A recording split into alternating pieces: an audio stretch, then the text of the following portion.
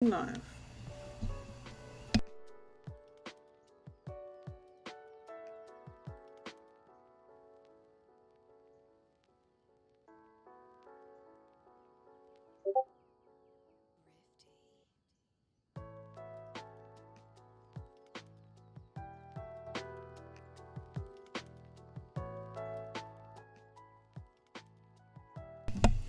Check 1 2 1 2. Okay, I'm just going to put some announcements out.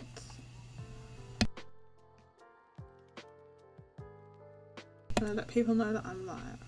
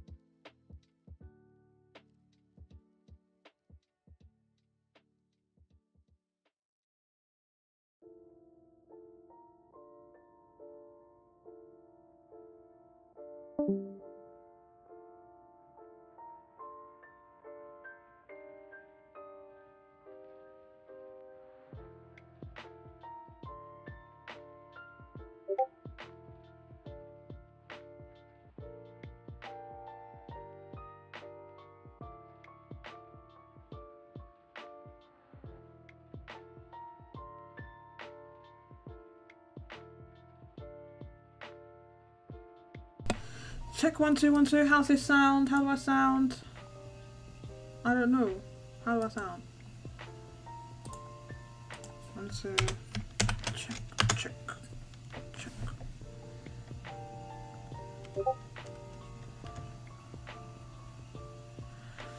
So this is.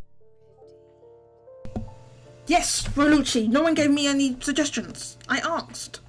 I said, give me some suggestions. What up, J2 Blue? Rolucci, give me a suggestion then if you don't want to hear this Final Fantasy lo-fi. I already everyone had their chance. You had their chance. I asked. I said, give me a suggestion. You got 5 minutes and they didn't do it. So you can blame everyone else.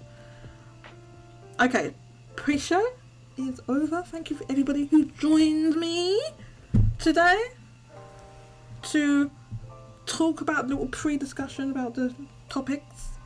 A little preamble. I'm going to the live chat room, or the on-air room. I'll see you on the other side.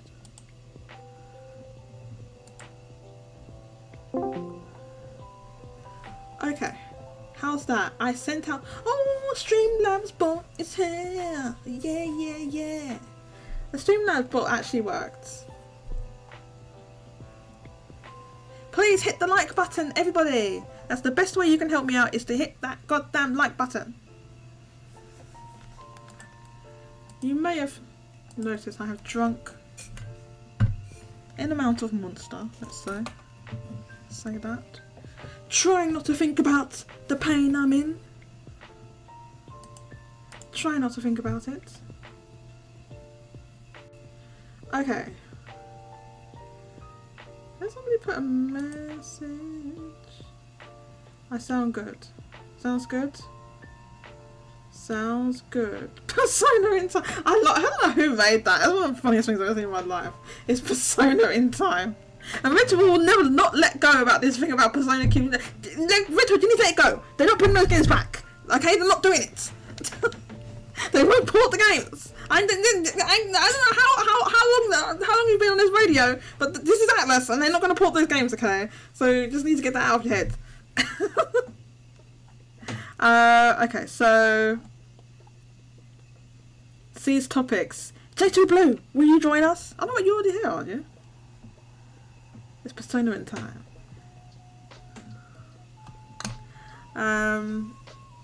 Richard, look, sorry to break it to you, but like, if you are expecting Atlas to do certain things, you're just going to remain heartbroken. Jodie is drunk on Monster. Hit the like button. Hit the emojis. Hit the bubble emojis. Hit the bubble emojis.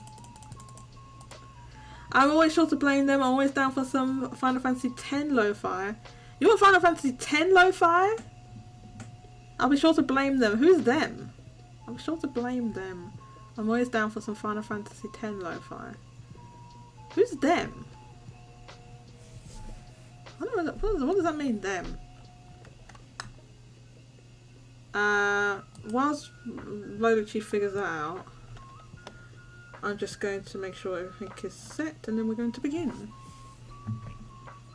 I'm going to have a couple of guests, hopefully, to talk about the topics in the title of the show, as it was at the suggestion of some of our wonderful community members on the Discord, that we talk about the casting of Yong as Kiryu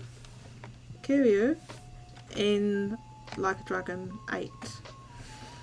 So, or miscast. Was he miscast? Sorry, I don't have to put miscast question mark, because it's a discussion, you see.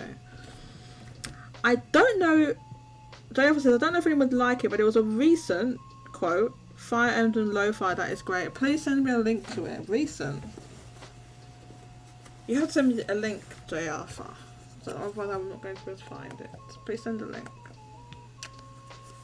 I'm not sure. Normally I vet the music in the pre-show, so JR could send me music that's just a bunch of crap, and you know, if it is JR, we'll just go back to Final Fantasy VII Lo-Fi. I mean, it's really what's gonna happen. Okay. Refresh. Why is it not displaying my chat here?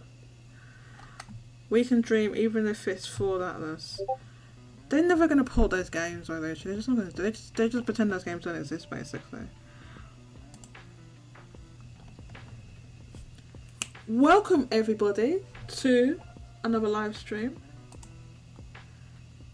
Game Corner Shop Live, if you will.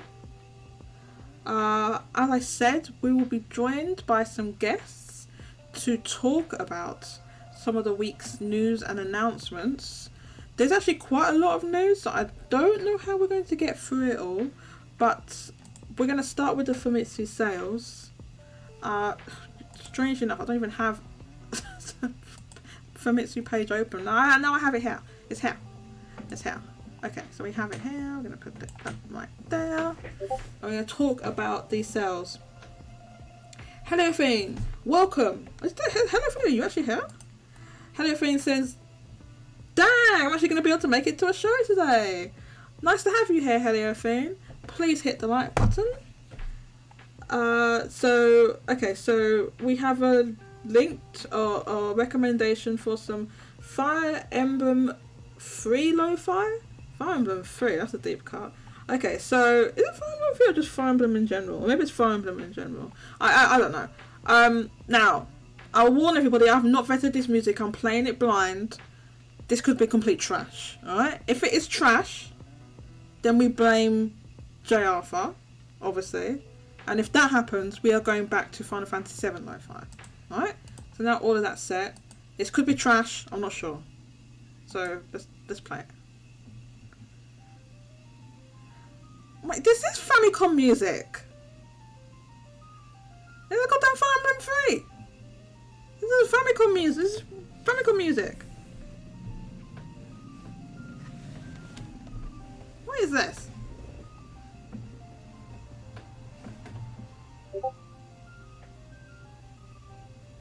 Why does it sound like Famicom then? Is it? Let's turn it up a bit.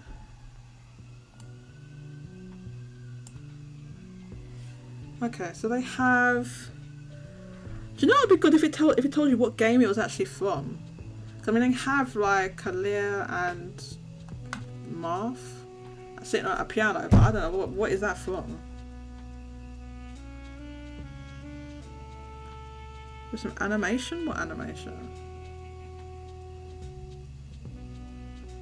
Oh, they're talking about the fact that the photo moves, the picture. I mean, it's a nice drawing. It moves a little bit. So I guess that's what they mean by animation.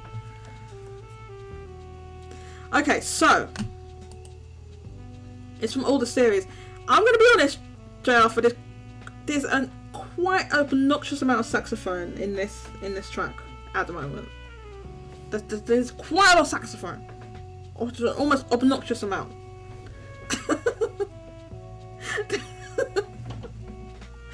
Let's see. Oh my God, I don't know about this track. I don't know about that one. I don't know about that one. Is this very jazzy? No, this is like some flute or something.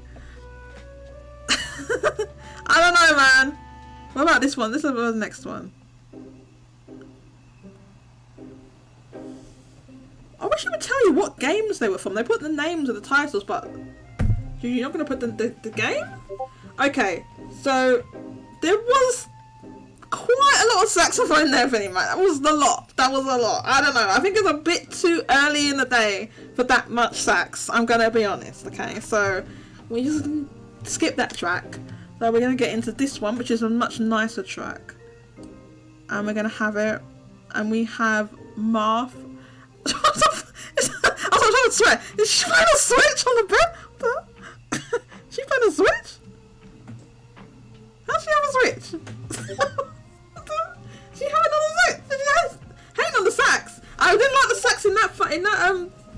She playing a Switch. How's she playing a Switch? In the back, look. She has a Switch. Doesn't even make any sense. Okay.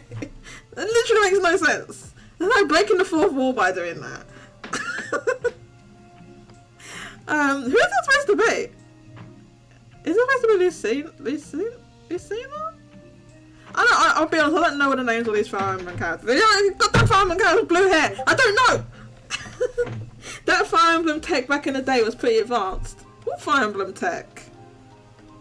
Oh, what the tigers have a Switch? And there's like magic and stuff like that, right? There's dragons and all sorts of stuff. So yeah, maybe they had that. I mean, like, You know, Link has a tablet. He's basically got a tablet. Breath of the Wild. He's got a Wii U gamepad somehow. I don't know how he has that. It's just a coincidence. I don't know. He has a Wii U gamepad. Okay.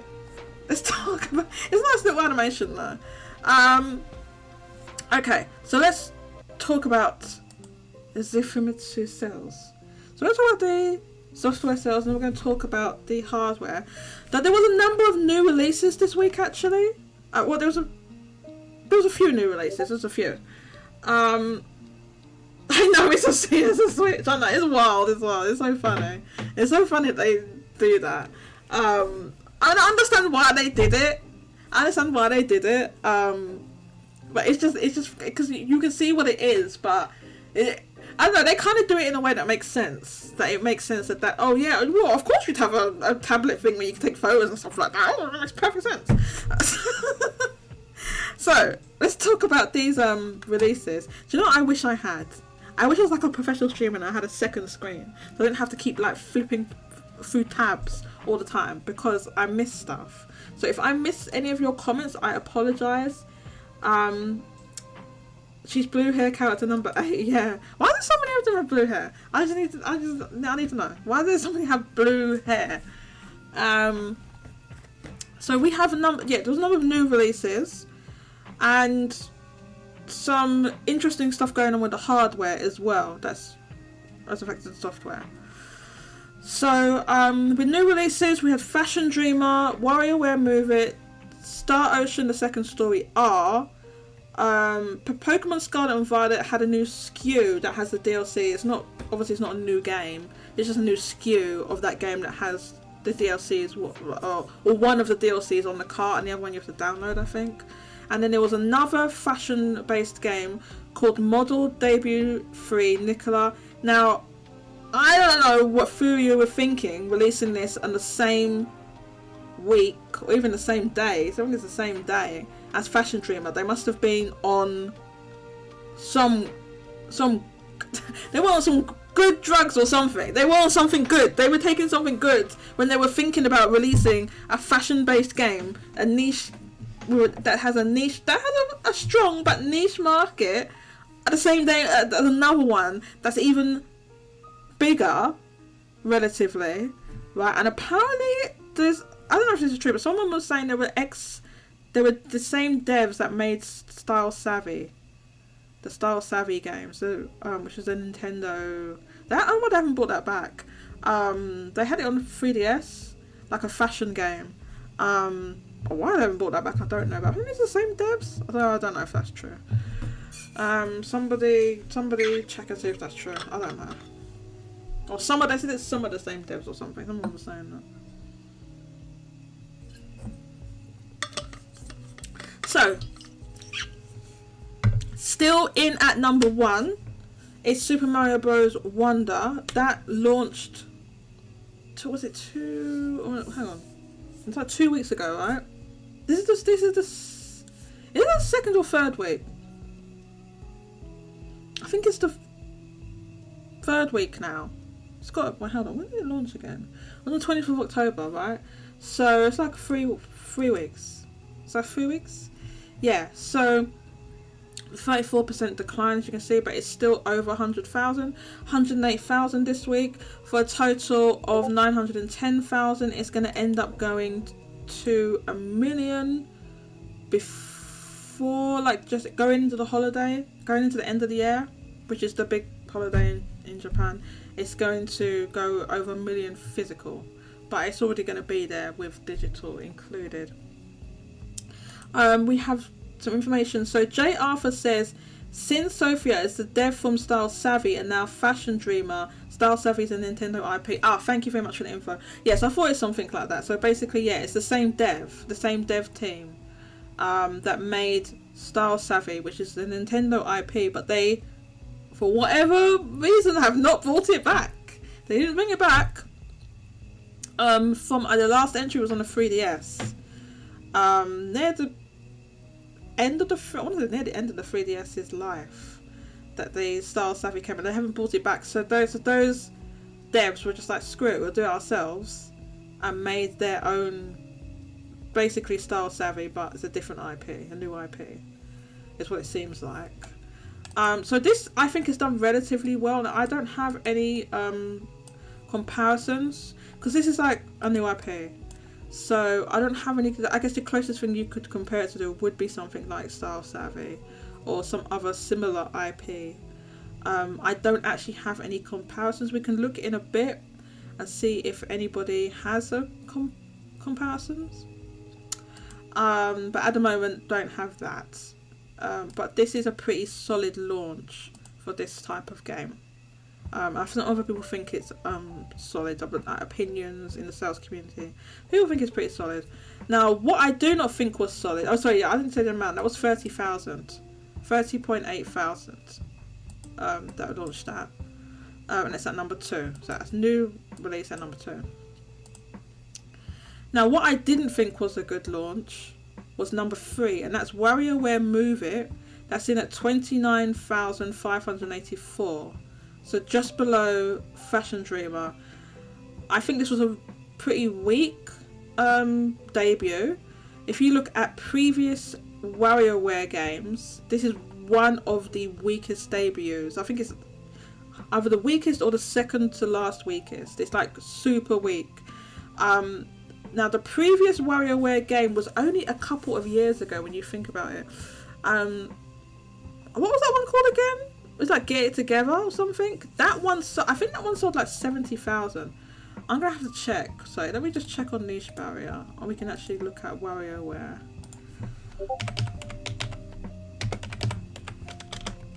Oh, WarioWare. Not that. Okay. Look, there must be multiple ways to. Oh my god, this is so annoying. Is it one word? WarioWare like that? Okay, most of the time they spell it with one word, but there's one that's like misspelled. So you can see by looking at these other sales of previous WarioWare games that WarioWare Move It did not do well. So we're missing one, the 3DS one that came up on the other result. Is it? I didn't come up here.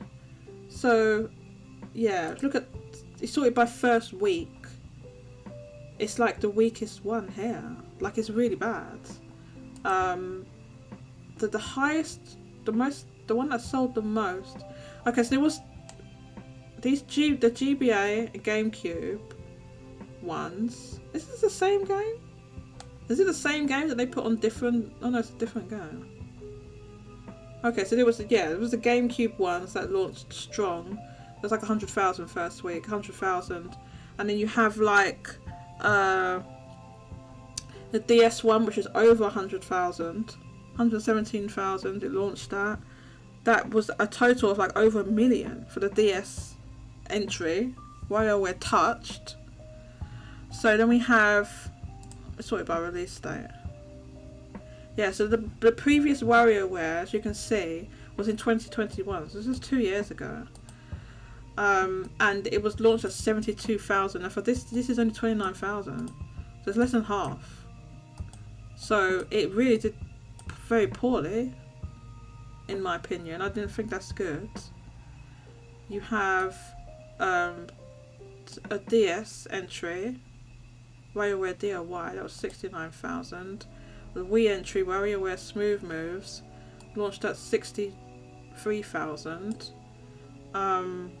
So yeah, this is like a low point for the WarioWare franchise. What's everyone else think?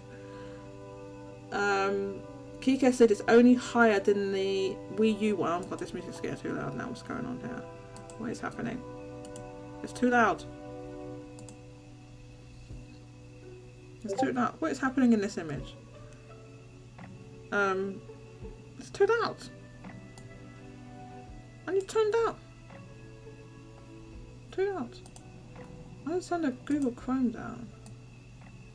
There we go. Blow my ears out.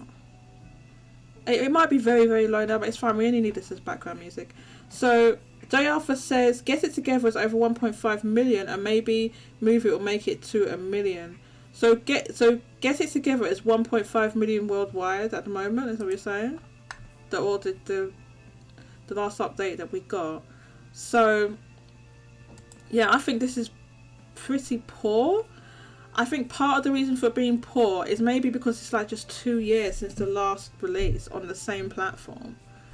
I was a little bit surprised when they was like, oh, there's another WarioWare game. I guess like maybe they can knock these out in a couple of years. But yeah, the other thing is, and I don't know, this shouldn't affect it that much because you had the ones that came on the Wii and the DS and that, right? But I think this one you have to use the Joy-Cons and like move around and stuff like that. That's why it's called Move It. But you had the ones like the DS, you had to use the stylus, and then with the Wii ones, you had to use the Wiimote, right? Didn't you have to use the Wiimote to play it? So you had to use the motion to play it, or maybe I'm wrong about that. But so it shouldn't impact sales that much. I think the problem was that it's too close to Mario Wonder. It's like Mario Wonder and Mario RPG. So why are they releasing Wario? Like WarioWare. First of all, like WarioWare, bring back goddamn Wario Land. Where's Wario Land, Nintendo? Why have you not made a Wario Land game in goddamn 10 years plus? Where's that at? That's what I'm waiting for. Wario Land. They just stopped making them. Didn't the Wario Land games did okay? That's what I'm waiting for. Goddamn WarioWare. I don't care about WarioWare. I've never played WarioWare. I'm not interested in WarioWare. I don't care. Bring back Wario Land. That's what I want. Wario Land, where is it? Ronucci said, I believe it's the second to last weakest. Talking about WarioWare, Move It. Which is quite unfortunate. This is a fun game. I guess Getting Together really hurt the series since it was pretty meh. I don't know if it hurt the series. Kika just said it was 1.5 million. Nintendo. What happened to the last WarioWare game? Was that the one on the Wii? So I've never played that one. Was it on the Wii, Kika? I haven't actually played it. What was the problem with that? Did it just not sell well? That's why I didn't bring it back. Just give Wario... Okay, if it's not Wario Land, which... It'd be easier to revive an older series than to make a new IP, but then give Wario some other game. Make a new game for him. Why do we not have like a Wario game other than goddamn WarioWare? Who cares about goddamn WarioWare? I don't. Oh, okay. I've seen the animation for it and it looks beautiful. I saw it and I was like, oh my god, make a new Wario game like that. Make a new one like in that art style. Because it looks really cool. But it was expensive. Okay, so they didn't make a lot of money on it then relative to what it sold. Well, the return on investment wasn't good. The thing is now, but that was then. That was then. If they positioned it well in a break, not sandwiched between two goddamn Mario games, then it would set a new Wario Land that wasn't sandwiched between two goddamn Mario games would sell well though. It would sell well. Yes. Bring back Wario Land in that art style as well, Kika. I want that art style, please. I find it hard to believe that this is from goddamn Fire Emblem. What is this? Mystery of Emblem Alair. Is that Fire Emblem? I don't know. Someone tell me. I would love a... J2 Blue says, I would love a remaster for Wario Land Shake It. Or wasn't it called WarioWare Shake It? Whatever it was. That was, was it say on here GBA? Was it GBA? What? It's not even on here. Was it Wario Land Shake It? Because it's not on this thing. Was that on the GBA or the I was on the Wii. Oh, okay. So yeah, okay, it was a Wario Land. It's not on this thing. I mean, there's a lot of Wii games that probably just they're not going to bring back, right? So yeah, I mean they've brought some back. They brought back Kirby, whatever it's called, Kirby Return to Dreamland. That maybe, yeah. The way I say, I think at this point, not now though, just because, you know, they've had 2 brand new WarioWare games on one system. So anyway, so that didn't perform well in my opinion. Rolucci says, I wonder how the sales are going to be in the West. Sounds like Smooth Moves and Move It were received better here. Possible. I guess we will only be able to see via. We will get the UK sales. Maybe Spain. Maybe we'll get the Spanish sales. Although I'm not sure how often we get those, and we get the French ones sometimes. No, we get the French ones, but they only give you like a top 5. So I don't know if WarioWare is gonna make that, to be honest. And then we got the NPD or Cicada, or whatever it's called. She says, considering how much people like Pizza Tower, they really should bring back Wario Land in a similar style. I've heard of Pizza Tower. What type of game is that? I have heard of it. But I'm not overly familiar with exactly what it is. So that was it for WarioWare Move It. I think the performance was poor. So yes, it's just too close to other bigger games. So yeah. Next we had Star Ocean Second Story R on the Nintendo Switch at number 4. There are 3 versions of this game, or 3 SKUs. So I will go over all of them. So the Switch version sold 28,850, and that's pretty good. And once we add the other 2 versions, you will see that the overall performance was good of the game. Okay, when we compare it to the previous Star Ocean game, which was a brand new entry. I know this sounds like Fire Emblem. I recognise this. This one. The other songs was like, what the hell was that? This sounds like Fire Emblem. This sounds like Fire Emblem Fates. I mean, there's a lot of sax, but it sounds like Fire Emblem Fates. I didn't recognise the other songs, but you know, then again, I haven't really played a lot of Fire Emblem, so maybe I just wouldn't. So,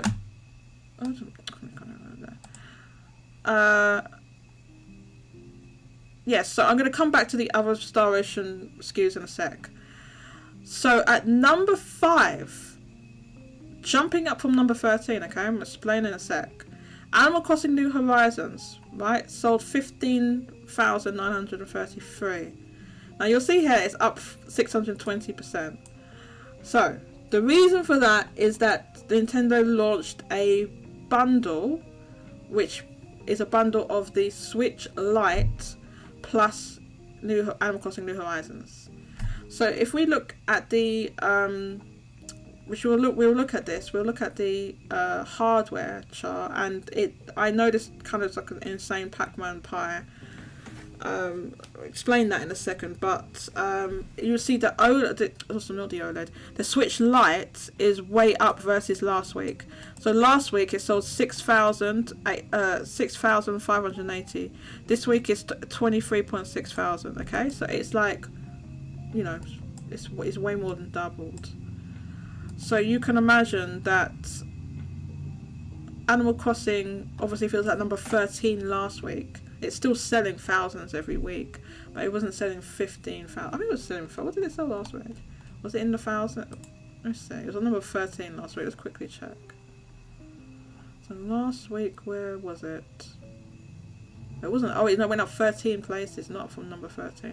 Okay, so it was on number 18, and it's at 2,213 last week. So that's what it was at last week. So it jumped up a lot. So it added an additional 13,000. So if you can imagine that it would have sold around, you know, a couple of thousand this week, it's got an additional 13,000, which is like kind of in line with how much the Switch Lite has gone up. If we look here, so yeah, So around 13, because obviously the Lite would have sold anyway, because it was last week it sold 6.5 thousand, so it would have sold roughly that amount anyway, but the addition of that bundle meant that it jumped up a lot. So that's the reason for Animal Crossing jumping up so much. It was bundled with the Switch Lite, and I believe only the Switch Lite has that bundle.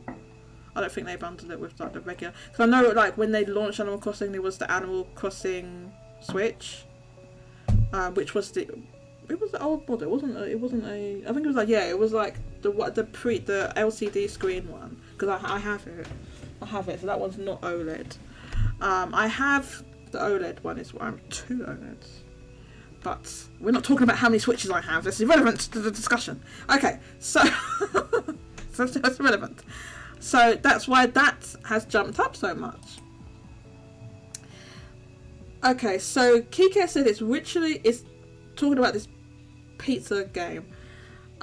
It's literally Wario Land, but pizza themed. Really? Interesting. I've never seen it. I've heard of it, but I haven't played it. Jay Alpha says we'll have to wait till Q3 Nintendo report for the sales. Yeah, that's true. So next year then, huh? Okay, so next we have the PS5 version of Star Ocean: The Second Story R. That sold 14,367. And like I said, we'll come back, we'll talk about Star Ocean in a sec. At number 7 we had Pikmin 4. That sold 10,158. Now that went up 28%. And you'll see there's a few other games that have gone up. Now, apparently last week there was a national holiday in Japan, I think on Friday. And that's why a number of games have gone up, because, ooh, sorry, there was some banging going on from a neighbour, I think. So that always happens as holiday games go up. So, yeah, so that's why. At number 8, we have this Jinsei game for Nintendo Switch. This has been doing pretty well in terms of legs. It's some sort of board game made by Takara Tomy, which I think is the toy maker. I want to say it's the toy. Somebody correct me if I'm wrong. I feel like that is the toy maker.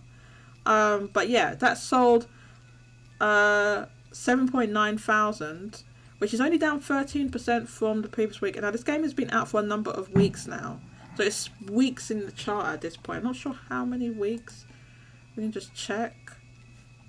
So you can see the legs are good for this. Oh, okay, released all the way back in the beginning of October, so it's been out for a month. Been in the chart for 5 weeks now. So, and launched at 30,000. So, yeah, that is really long legs, isn't it?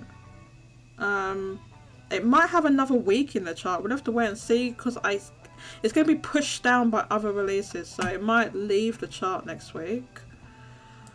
Because we do have, I think, what is coming out next week? I want to say it's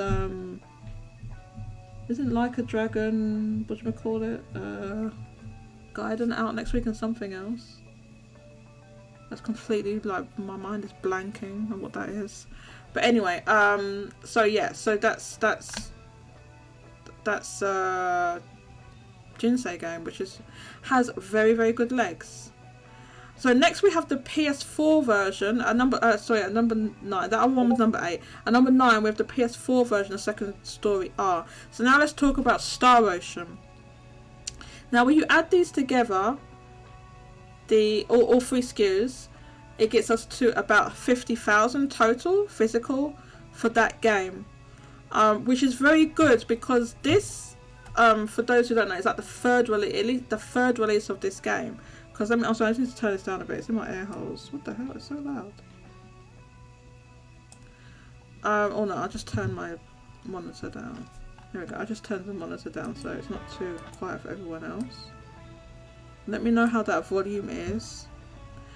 So yeah, so what was I saying? Yeah, so it's like the third release of this game. Okay, so there's the original one on the PS1. Oh, it was a PS1 game, and then it was a PSP version. And now this version. I think there might have been a release of the PSP version on PS4, but only in Japan. I am not 100% sure on that, But regardless, this game has had multiple releases, so it's not like it was gone from PS1 and then came back. There was a PSP version. I mean, those versions are kind of inaccessible now, so there's going to be many people who haven't played it. So what's significant is that the previous Star Ocean game, so the previous brand new Star Ocean game, that was Star Ocean 6, that was, I want to say it was the end of last year, that launched at 44,000. I think it's 44,000, so let's check it now. Star Ocean. So, check Star Ocean. So, oh yeah, the second story was a PS1 game, was right, PS1.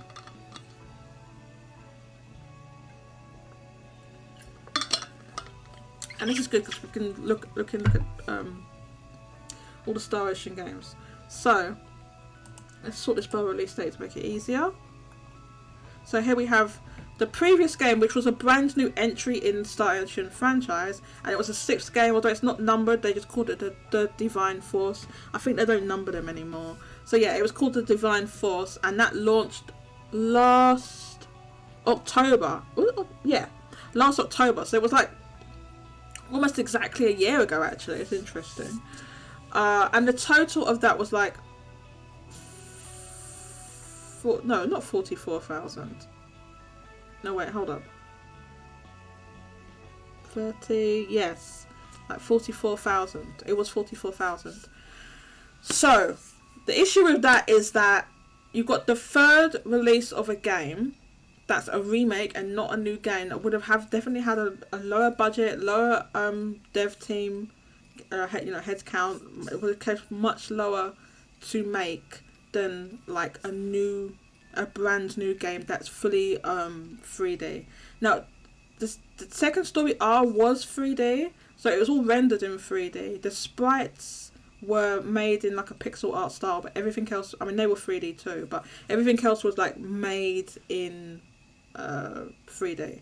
So it's not quite like the 2D HD 2D or 2D HD style. I know a lot of people saying that. But that's like a particular art style where everything's made to look like pixels, whereas in this one only the sprites look like pixels. Everything else looks like 3D like normal 3D models. Similar though, similar. I agree, it's very similar. So yeah, so this would have cost less to make. Plus, it wasn't Tri-Ace who remade it. It's Gem Drops, which I think they are like a lot of them are ex Tri-Ace anyway, but it's not the same studio.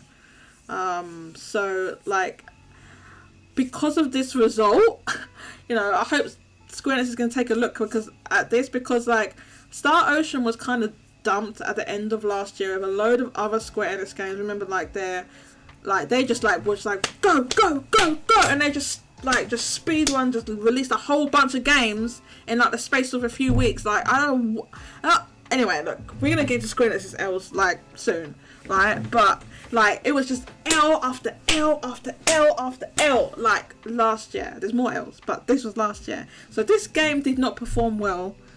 Square Enix basically said, like, from their report, like last year, beginning of this year, when we had the report on this, they were like, all those games, they didn't perform well. And that in that quarter includes Star Ocean: The Divine Force, which is a AA game, yes, but it's a fully 3D game. It's a brand new game, brand new story, brand new characters, so it's definitely a more expensive game to make than a remake of an old ass PS1 game, okay?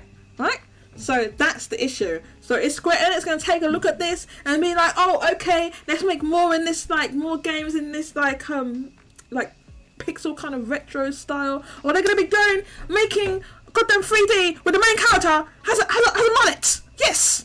The main character from Star Ocean 6 had a goddamn mullet. And that definitely contributed to that game fading. I'm telling you, his hair looked bloody awful. It's not who gave you to give him that bloody haircut. It looked awful. Kike says Pikmin, the fifth Nintendo. What? The fifth? I don't know what you're talking about? Hang on. So if that's the 5th pillar, what are the other 4? Mario, Zelda, Mario Kart, and Animal Crossing. What about Splatoon and like Smash and stuff like that? I mean, it doesn't even make any sense. What are you talking about 4? The 5th pillar? What the hell? Vinnie Mac says, Pikmin lucky that this was a Shigeru Miyamoto game for him to push, or he would have been shelved a while ago. Possible, yes. J Alpha says, next week is Gaiden, COD, the Arise, I guess Tales of Arise DLC bundle, and some other smaller stuff. Okay, thank you. So, COD is not going to do anything. Arise DLC probably not going to do anything. I know they've made an... I feel like they have made an... Am I going crazy? They made a new physical SKU for that? Let me check. I feel like they did. Let me check on this one again. Let me look.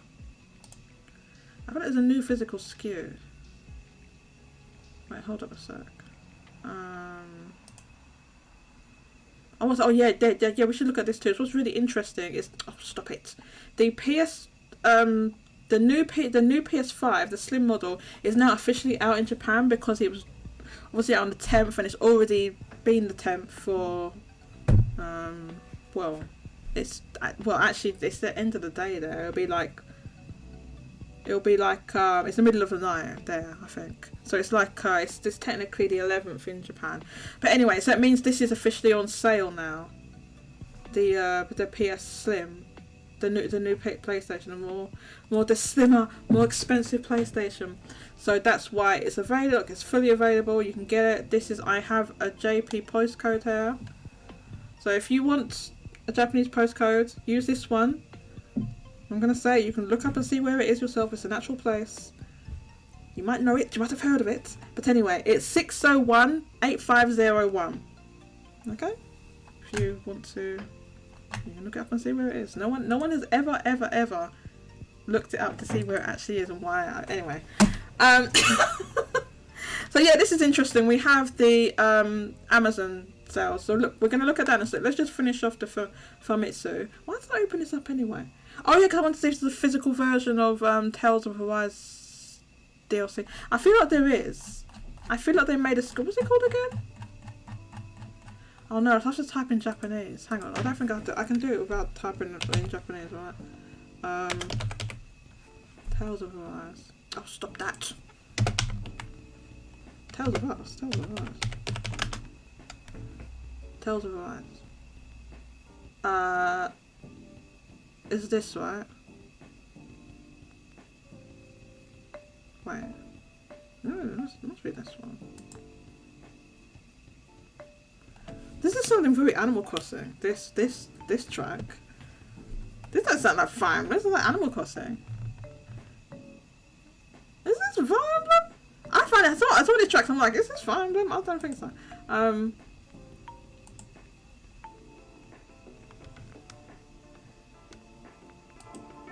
This one sounds very Animal Crossing in my opinion. But yeah, so so this has some DLC on it.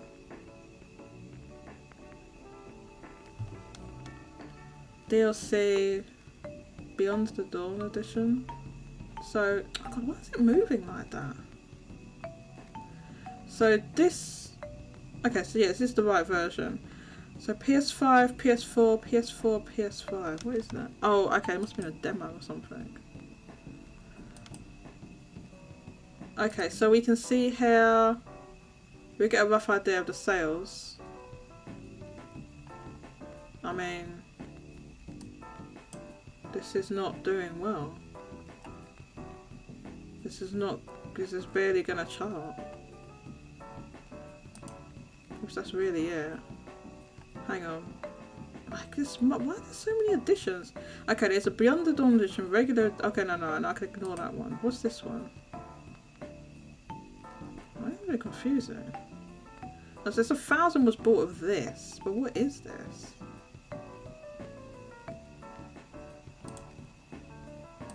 Okay, so even if that's right, and it's like 1,000 bought on Amazon in the past month, that's going to be hardly anything on a Famitsu. When it comes to Famitsu chart, it's not going to be a lot.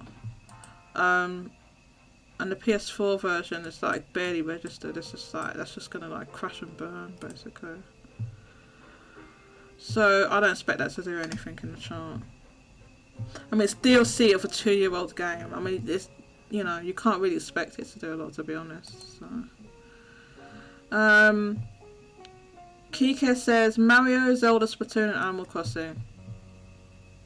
Okay, so what, like, what's Mario Kart? Is that chopped liver? What's that? What's Mario Kart, Kike? Please explain what that. Please explain to me what Mario Kart Smash are they just like chopped liver? This is like only like 500 song I reckon in recognizing this whole goddamn thing, this whole thing. This lo-fi mix is kind of fraudulent. It's a little bit fraudulent. J Alpha. Who gave me this? Was it J Alpha?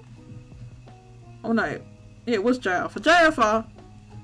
I don't recognize. This is the first time I've even heard the Fire Emblem like main theme in this whole mix. We are like an hour into it. J Alpha. This is low key fraudulent. So yeah, this tells. I wouldn't worry about that Tales of Rise DLC, and I think COD's not going to do anything. Right. Okay. So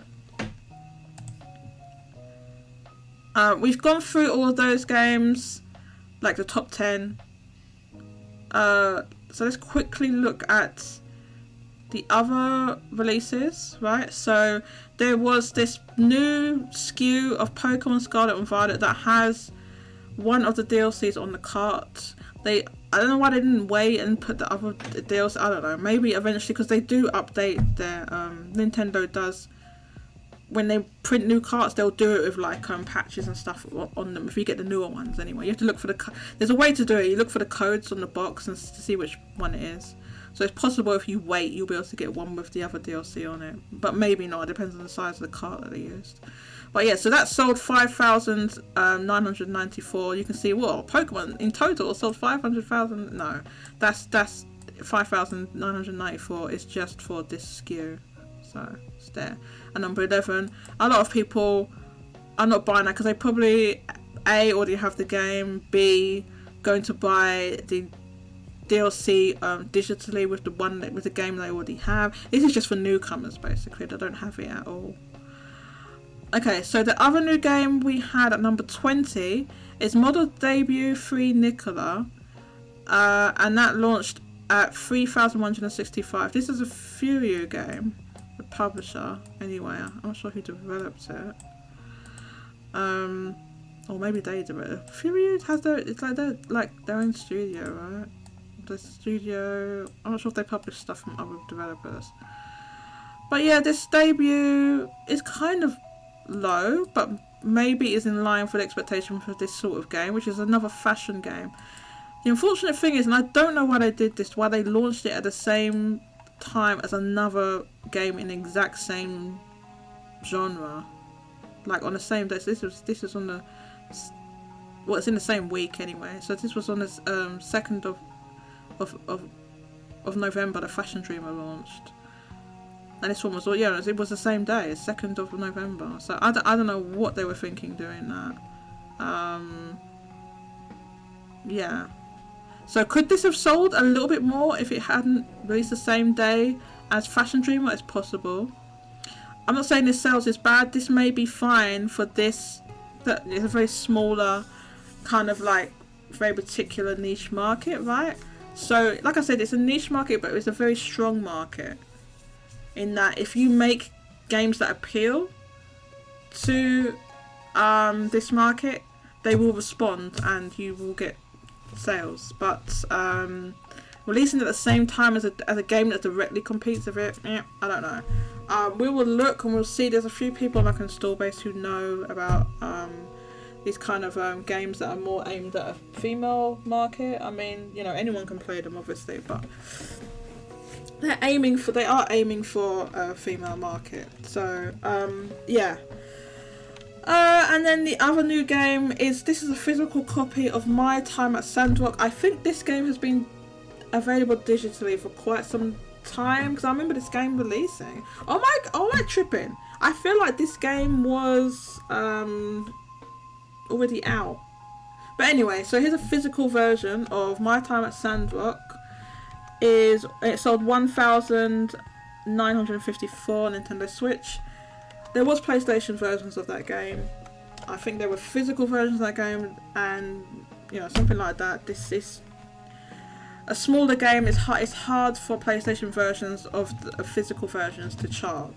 So it may have sold digitally. I don't know, but it's a smaller, like an indie game. It's kind of like a life sim type game. So yeah, so it's not necessarily those style of games that sell the best on PlayStation, just because of the genre and everything. So that's why the other, but I just let you know, there was other versions of this game. Hang on. Yeah, so there was a PlayStation 5 version. Okay, so I thought there'd be a PlayStation 4 version, but there was at least a PlayStation 5 version of that game that released at the same time. As you can see here, but it's not in the charts. So yeah, it's a life sim type game. If anyone knows about that game, please let me know. Let's check your comments. Well, she said, love to see Star Ocean 2R showing decent sales. Can't wait to play it. Still not sure if I should get it for Switch or PS5. Yeah, I mean, it's up to you. I've heard the game's good. It depends if you want to play it portably or not, I suppose. If you want to play it portably, get it on a Switch. If you want to play it at, I think there's a higher frame rate on the PS5 version, go for the PS5 version. That would be my advice. So, let's wait. Hang on, I'm clicking the wrong goddamn thing.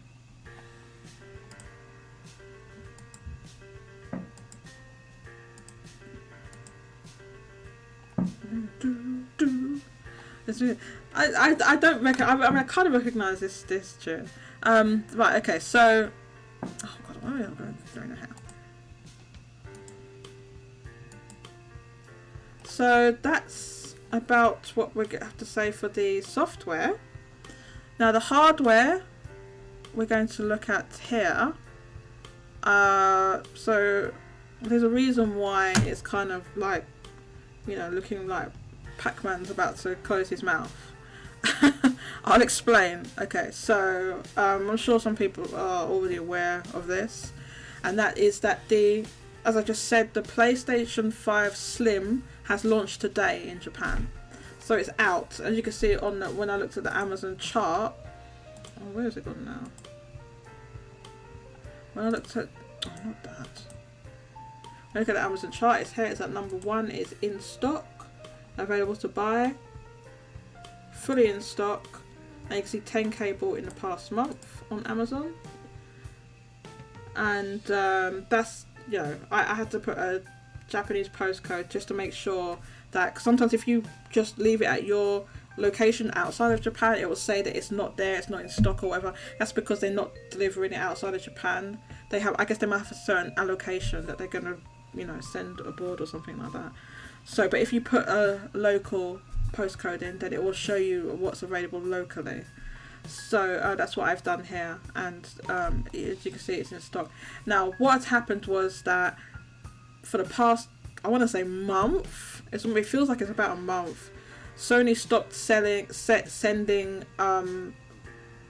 the old model of the PS5 to Japan. They stopped sending it because they want to sell this one that's more expensive, right? Okay, so that's what you know, their business, that's what they want to do. Okay, so it means that the original version went out of stock, so it's been out of stock, and it dropped and dropped in the charts, as we can see, because it sold out. And so we'll see that here, how much it sold out. Well, not that one. So down this week we're down to, it's already down to it was already down to 4 digits, and it sold less than the PlayStation 4. Yes, it's sold less than the PlayStation 4 and the Xbox, but it is because of no new stock being sent, and all remaining stock has been depleted. So when the new model, so the new model's released now, so it will show up in next week's chart, basically. You'll see it in next week's chart. So yeah, and over on our Discord server we have, oh wow, some fireworks. I was sitting in front of the window, some fireworks going off. Yeah, so we're gonna have like a bet to see how much we think that the PS5 Slim is going to launch at. We can discuss it in the chat here if you like. What you give your numbers on what you think is going to launch at. Jago says this. Jago's not talking. I'm almost guaranteed he's not listening to this show, but he is talking about Splatfest in the Discord server. I can see his messages. Is there Splatfest next weekend? Okay, I'll have to play it then. I didn't play the last Splatfest because I was busy, but I'll try and play in the upcoming one. So, yeah, so that's why the PS5 hardware numbers are looking so spooky. We'll have to see next week and see. It'll be interesting because there's going to be like because there's been weeks of no new stock, there's going to be like inflated sales next week, so we'll see like how high it will go, and then what the new baseline with the new price will be. Will it be the same as what we was experiencing before? Will it be higher? Will it be lower? So it's going to be very, very, very interesting to watch that and see how the market responds to the price increase. Because the price increase for Japan was pretty like high compared to everywhere else. I think it had the biggest increase. I think it had the biggest one. So this is partially due to the weak yen and everything, but like I've said before, although if you like people are like, oh, if you convert it into dollars, then it's like it's the same, or it's not that much more than the one in the US. I'm like, yeah, okay, but people like in Japan, their wages have not gone up relative to that. They're not earning dollars, so for them it's more expensive. If you see what I mean. Anyway, so this week the Switch, which I said had a bundled, a new bundle of the Lite, had 93,000 this week, which is very high, and it's higher than last week and higher than this time last year. If you look at this chart, it's high year over year.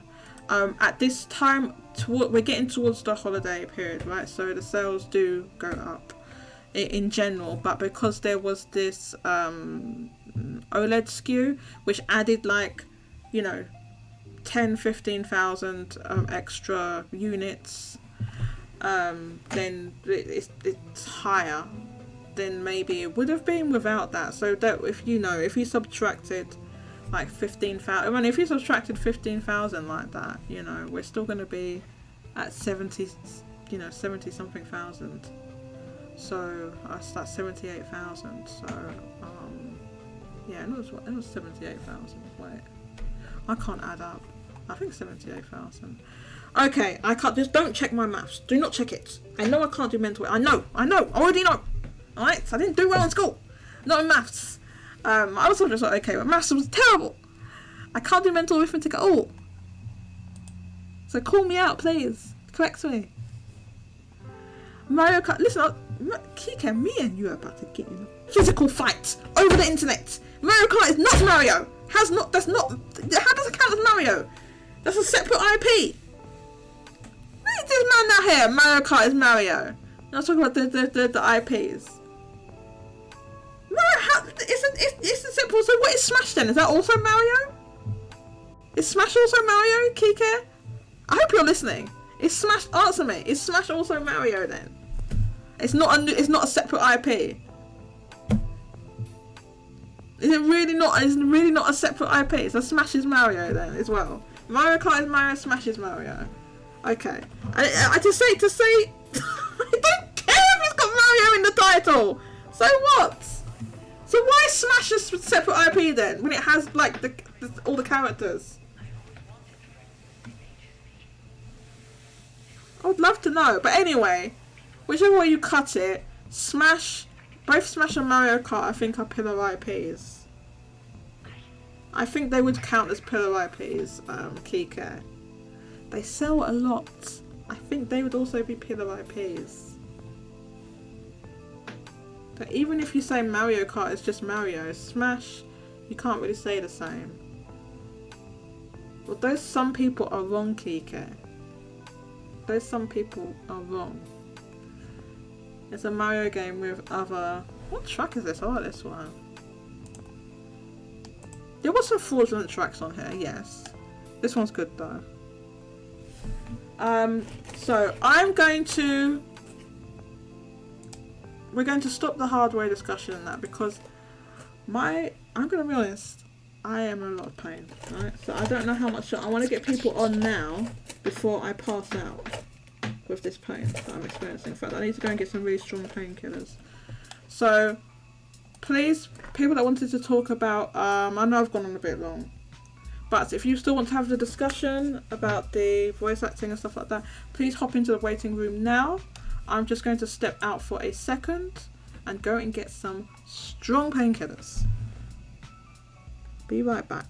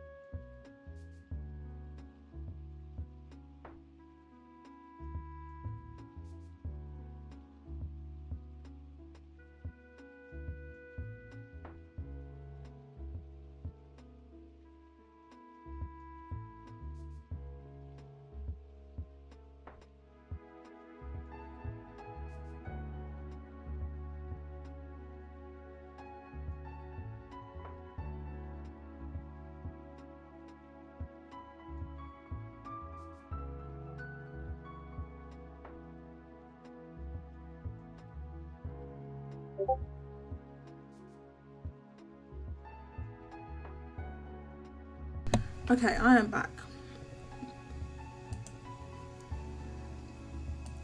I don't know if these painkillers are going to work because I think it's out of date. But we're going to go anyway. Okay, so Jago's iPad is being stupid. Welcome, Jago. Why is your iPad being stupid? YouTube isn't working for me. You can't even use YouTube on iPad? Well, I guess he can't hear the show then. Jago, you can play it through... You can play... Oh, let me type it on here. Play the embedded version in Noiseboard. Okay, let's get the famine. We've got Red Hood, we've got Vinnie Mac. We are going to discuss voice acting, and Vinnie Mac and Red Hood would both like to express their opinions about the casting of the voice actor, the English voice actor for Kiryu in upcoming Like a Dragon games, and also I think I want to talk about. I know that Richard wants to talk about goddamn Persona 3 Reload and Persona 5 Tactica and all that. I don't care about these fraudulent games. I don't care about these fraudulent games. But Richard does. Okay? Good job. Now I'm gonna have to post that GIF again. What GIF? Welcome, Red Hood. Not GIF. Not GIF. I'm sorry. I meant that image that Sam Atlas made. Still a really. Listen. Listen. I'm gonna say this right now, right? If Atlas was not the most fraudulent company on the face of the earth, I wouldn't need to keep saying that, right? Okay. Yeah, so there's just this... Oh, okay, Jago says that's not working either. I would have to use my PS5 to watch. That's not fraudulent. That's really weird that... Not even if you use a web... Hang on, sorry. Not even via web page? Oh, I was meant to say via. Anyway, you know what I mean. Okay, so Red Hood. First of all, I'll tell you what. Let's do it. Let's do it. Let's take a look. Yeah, someone come up with his webpad, with his iMac, iPad. Then if it's working on PS5. Okay, that's good. So let's take a look. First of all, now the voice actor that was cast was Yong, who's a quite well known, quite prominent YouTuber who was before he became a voice actor, or did it alongside it, and his channel has over 1 million subscribers, 1.3 million or something like that. So he has a lot of subscribers. Yeah. So he's very well known, and he recently posted a clip from the game, and I think it's from Like a Dragon 8, right? It's not from the... Yes. When I was watching the clips, yeah, it's definitely from I don't know if it's from the demo, from Like a Dragon Gaiden, or, just... I feel like some of it must be from the demo, because if they've got we'll see the side-by-side clip that somebody made with comparing the Japanese voice actor, so I'm presuming that's also from the demo. So in order for them to get it, to make the comparison. But anyway, it's good because it's comparisons of the exact same scenes and lines that somebody put together. So I have a link. So let's just pause this to Fire Emblem music for a second, and I'm going to play this for the benefit of... Now, unfortunately, you can't hear it, but what I'm going to do is I'm going to play... There isn't really a way for me to do that right now for you to be able to hear it on via the Discord, Red Hood and Vinnie Mac. So I'm going to play it. If you want to hear it, please, you can head over and listen on the thing, but like, mute yourself, and then you can listen to it on via YouTube. I'm probably not going to listen. I already had enough listening, especially with his... Oh, it's fine. Okay. Sure. So for context, hey Kat, hey Red Hood. Hello. For context, when it comes down to Young Ye, I know there was a little bit of controversy that he even got the role for Kiryu because of his YouTube career. So he was more of a YouTube personality who decided that he wanted to get into voice acting, parlay his success within YouTube, and then got a voice acting role. So when he announced that he was going to be the voice of Kiryu, there was some controversy even before that. Oh, right. Okay. His success on YouTube, he was able to parlay that into the role of Kiryu. So just for a little bit of context. Okay, I hadn't heard that. I'm having a little bit of trouble hearing you, Vinnie Max. I'm going to boost your volume. You sound like a bit distant, like, I don't know, like you're falling down a hole or something. So I can try raising your volume a little bit and see if that helps. So I'm going to play... Does that help? Do I need to change mics? Oh yeah, that's a bit better, thank you. So what I'm going to do is I'm going to play this 1 minute 34 second clip. Oh no, wait, not that one. That's the wrong one, sorry. Where's the other one? Oh, what do I do with it? No, sorry, it's this one. This one's 2 minutes long. So it's 2 minutes 9 seconds of so somebody took, so Yong posted this on his own Twitter, right? And then somebody spliced it with the direct comparison of the clips for the Japanese voice acting. So you'll see why. And yeah, so apparently Yong did, I've checked this myself, he did block a lot of people and hide a lot of tweets, but we're gonna take a look at this so everybody can hear it. So please follow along. I'm gonna play this, and oh no, I need to wait before I do that I need to turn up Google Chrome so everyone can hear it. Okay, so hopefully his volume will be okay. Here we go. So here's the Japanese voice actor. You know, had you just waited 3 minutes, I'd have been a little more grateful. Yeah. I made contact with a good number of people. Just waiting for them to get back to me.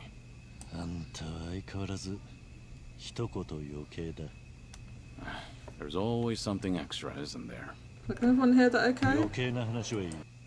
Hopefully everyone can hear that okay. I'll just continue.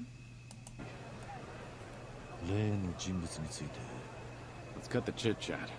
You got any info for me? Japanese? You're sure about that? Somehow that is. They what? So he was naked. Anything else stand out? Tattoo. A tattoo?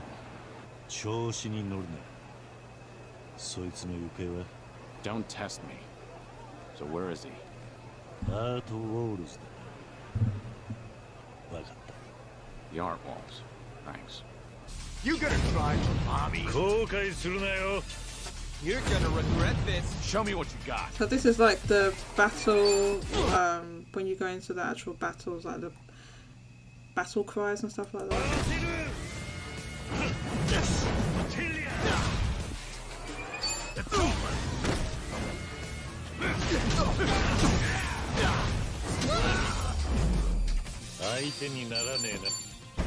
My heart. Hardly a fair fight. Freeze! Hold up. Freeze. Hands up. Arakawa Masumi ga naiteru zo. I doubt Masumi Arakawa would approve. Hisashiburi da na, Kasuga. Long time no see, Kasuga. Okay, so the issue is, like, for me, I will say, I hadn't heard the voice acting before this clip was posted and everything yesterday, right? When I heard he was cast originally, I was like, oh, like, that's interesting. Like, I wouldn't have thought he'd fit, but I was like, okay, maybe he's good at doing, I mean, like, I haven't heard all his stuff. Maybe he's just good at, he's getting all these big roles. He's getting, like, big prominent roles in, like, JoJo, Demon Slayer, you know, Like a Dragon. He's getting these big prominent roles. I'm like, okay, so maybe he's doing, people can do different voices and stuff like that. They can sound old, they can sound younger. Because Kiryu at this point is meant to be in his 50s because he has like grey hair. So he's meant to be in his 50s. He's an older guy. Now the Japanese voice actor, from my understanding, has voiced Kiryu since the original games and like the PS2 or whatever. So like all those, you know, it must be like 20 years or something. I don't know how long. Right, it's been decades at this point.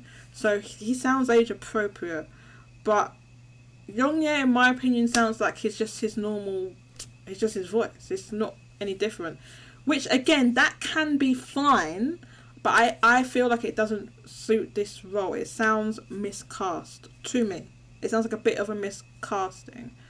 There's also another clip, which is him singing because Kiryu sings in the game. So, but before we get into that, I'm going to bring back in Finimac and Red Hood to discuss the clip.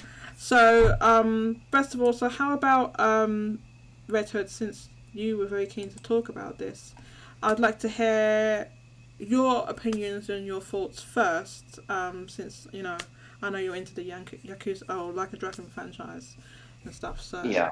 yeah. I just want to say real fast, I do feel bad about him actually getting legitimately harassed, and of course dogs. I feel bad. I don't think people should do that. Yeah, I agree. That's thank you for saying that. Nobody should, because criticism is fine, but like completely like, going in and insulting him is unnecessary. Like I said, I think it was miscast. It's bad casting. I don't like his performance. That's my opinion. I don't like this particular performance. Right? It doesn't seem like a good, it doesn't seem like a good fit. If I didn't know who he was, I literally I'd never heard of him. Like, I would think it doesn't sound good. It doesn't fit the character. Should I say there has been another English voice actor for Kiryu in the past that was in one of the other games, right? Although a lot of them weren't dubbed, but there was another actor. But they recast the performance, and yeah, it's I don't know. So yeah, continue, Richard. Yeah, I mean, the original voice actor was Daryl. I don't know his last name. I just know his first name. And he voiced Kiryu since the original game, like the OG Yakuza. But the reason why he didn't voice the rest of the games is because before Zero came out, the games were not really selling well in the West. And after the first game didn't do so well, they just stick Japanese only until 7 came out. Then they brought back almost everyone except like Mark Hamill as Hiro Majima, but they did brought back the original voice actor for Kiryu, and I just find it very weird that they brought him back, but not for Gaiden or 8. And even if, let's say, they did want to bring him back, because what I've heard, they didn't ask him to come back. I mean, from what I've heard, I can't find the tweets or him actually saying that, but I do agree. I think he's completely miscast or whatever you call it, because not only sounds like too youthful and it sounds a little like too much like him talking in his videos, but I've at least heard that he's not a bad voice actor. I've heard that he does better in other roles, but this one, I just don't see him doing it. I just don't see it. I really don't for the English dub. Even if this is his dream role to play as, I just don't think he was right. Maybe they should have gone.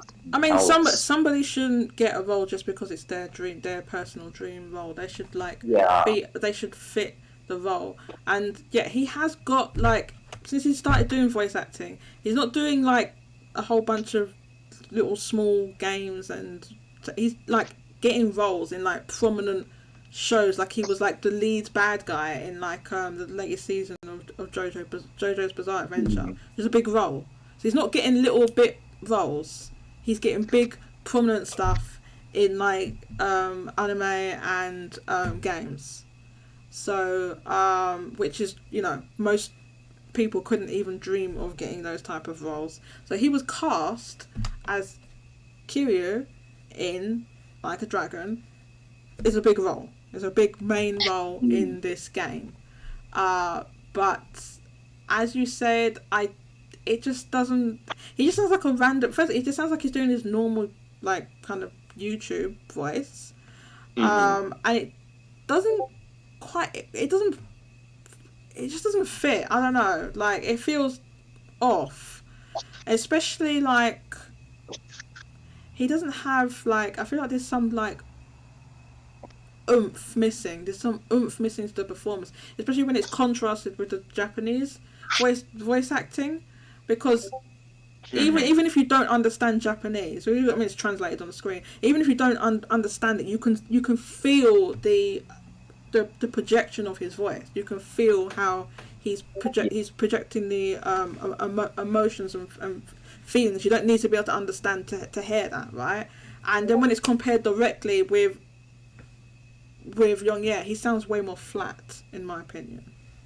Yeah, and it doesn't help because from what I've heard from Yakuza Like a Dragon or Yakuza 7, when I've heard like the English cast, I mean, that I listen on YouTube.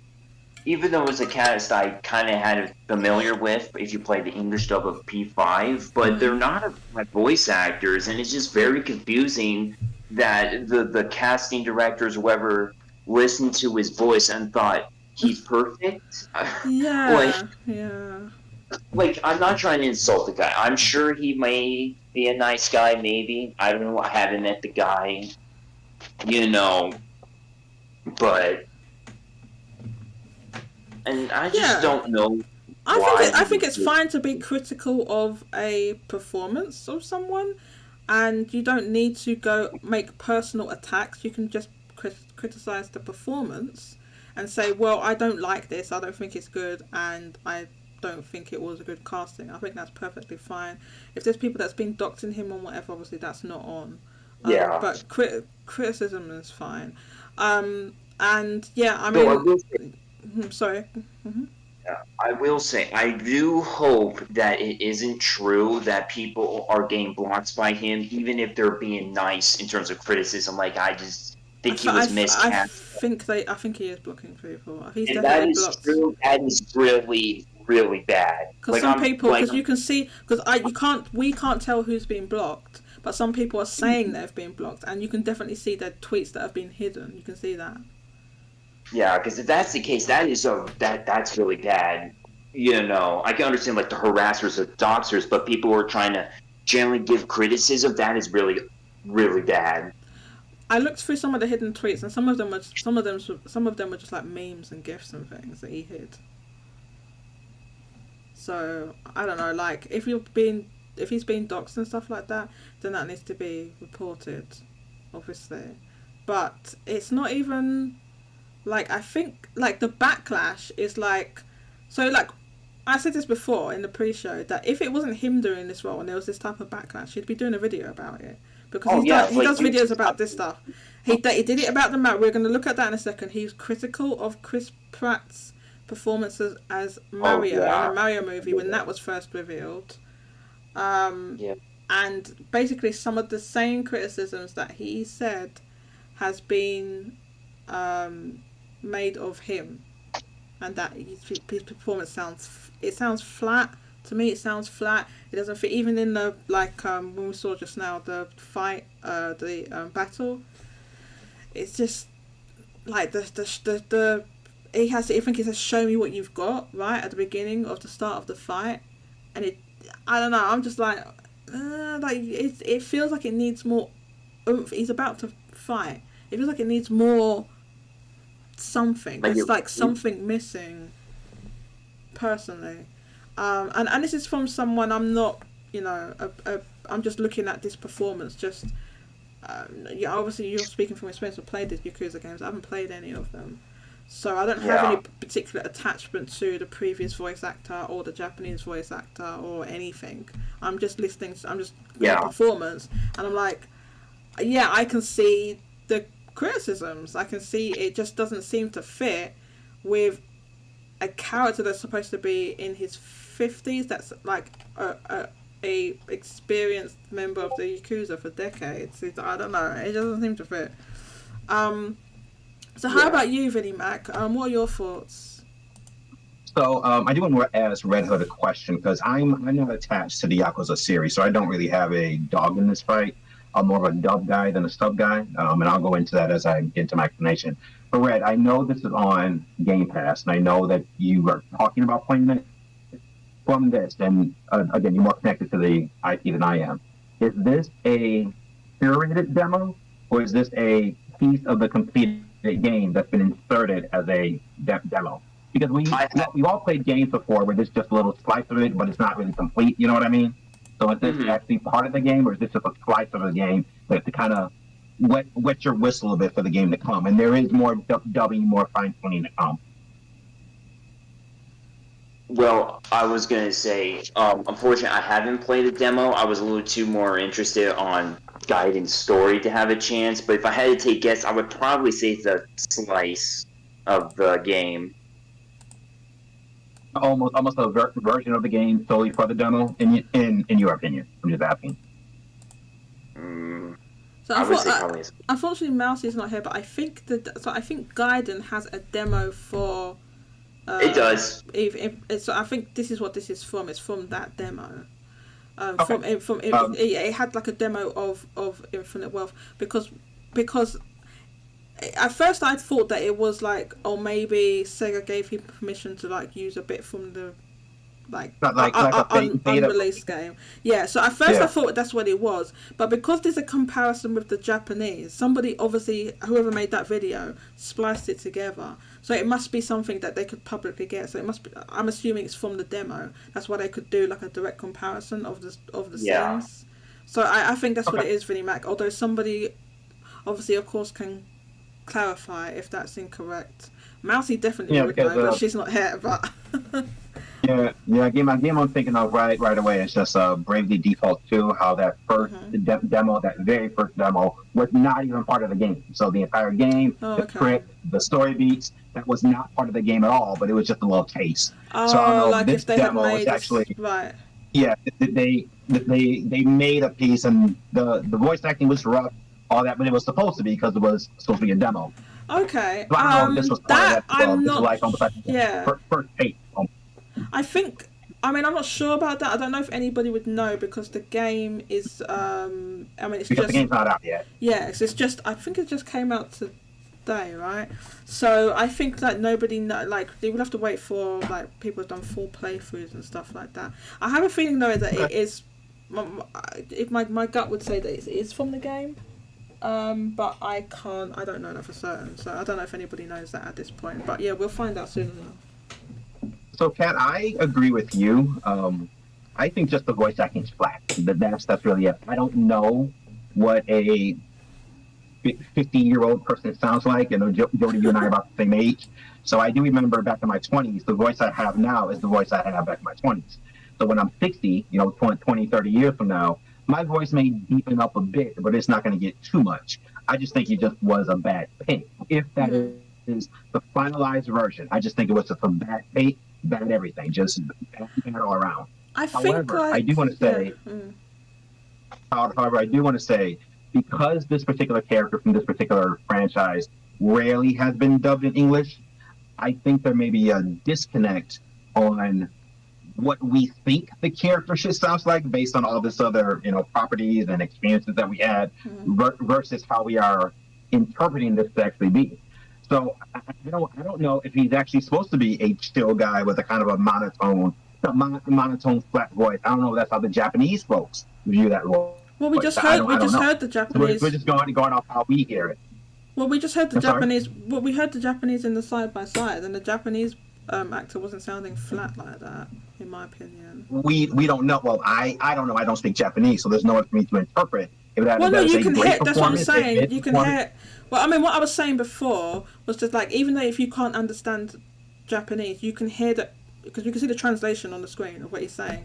You can hear where he's got. So, for example, when he goes into the fight, it's just one line. And it translates as "Show me what you've got." Right? I don't want to see this bit here. But is there a way to tell if that line was done over the phone? So that's how he says it. You're gonna regret this. Show me what you got. Yeah, the show me what you've got is just like, it doesn't have as much oomph as when I'm hearing the same line said in Japanese. Now, I'm sure Red Hood will be able to answer this question. I don't know how many of the Yakuza games were dubbed into English. I know that I'm pretty sure most of them were not, but just a couple of the recent. Two was. Was it two? Two were. Like a Dragon 7, I believe 0. Like a Dragon 7 or 0. I know one of the earlier ones were. So 0 and 7 were dubbed. And I think Judgment was, but although that's like a spin-off. Oh, 0 wasn't? Only the original Yakuza 9 and 7 were dubbed. Sorry, say that again, please? There was no English dub in 0. Only the first OG Yakuza 1 and 7 had English dub, and that's it. Rest was Japanese. Okay. And Judgment was dubbed, but that's a spin-off, obviously, right? And the recent, they re-released Ishin, which previously was only released in Japan, but they didn't make a dub for that one. I guess, because it's a remaster or whatever. They didn't want to spend money on, because it's it can be a little bit expensive to hire like a whole entire voice cast to do that. So there's only been a couple of games. So according to Red Hood, it was the same actor they used, the English voice actor when they did the first one, and then they brought them or most of the cast back, right, for Yakuza 7, Like a Dragon 7, right? Mm-hmm. Yeah.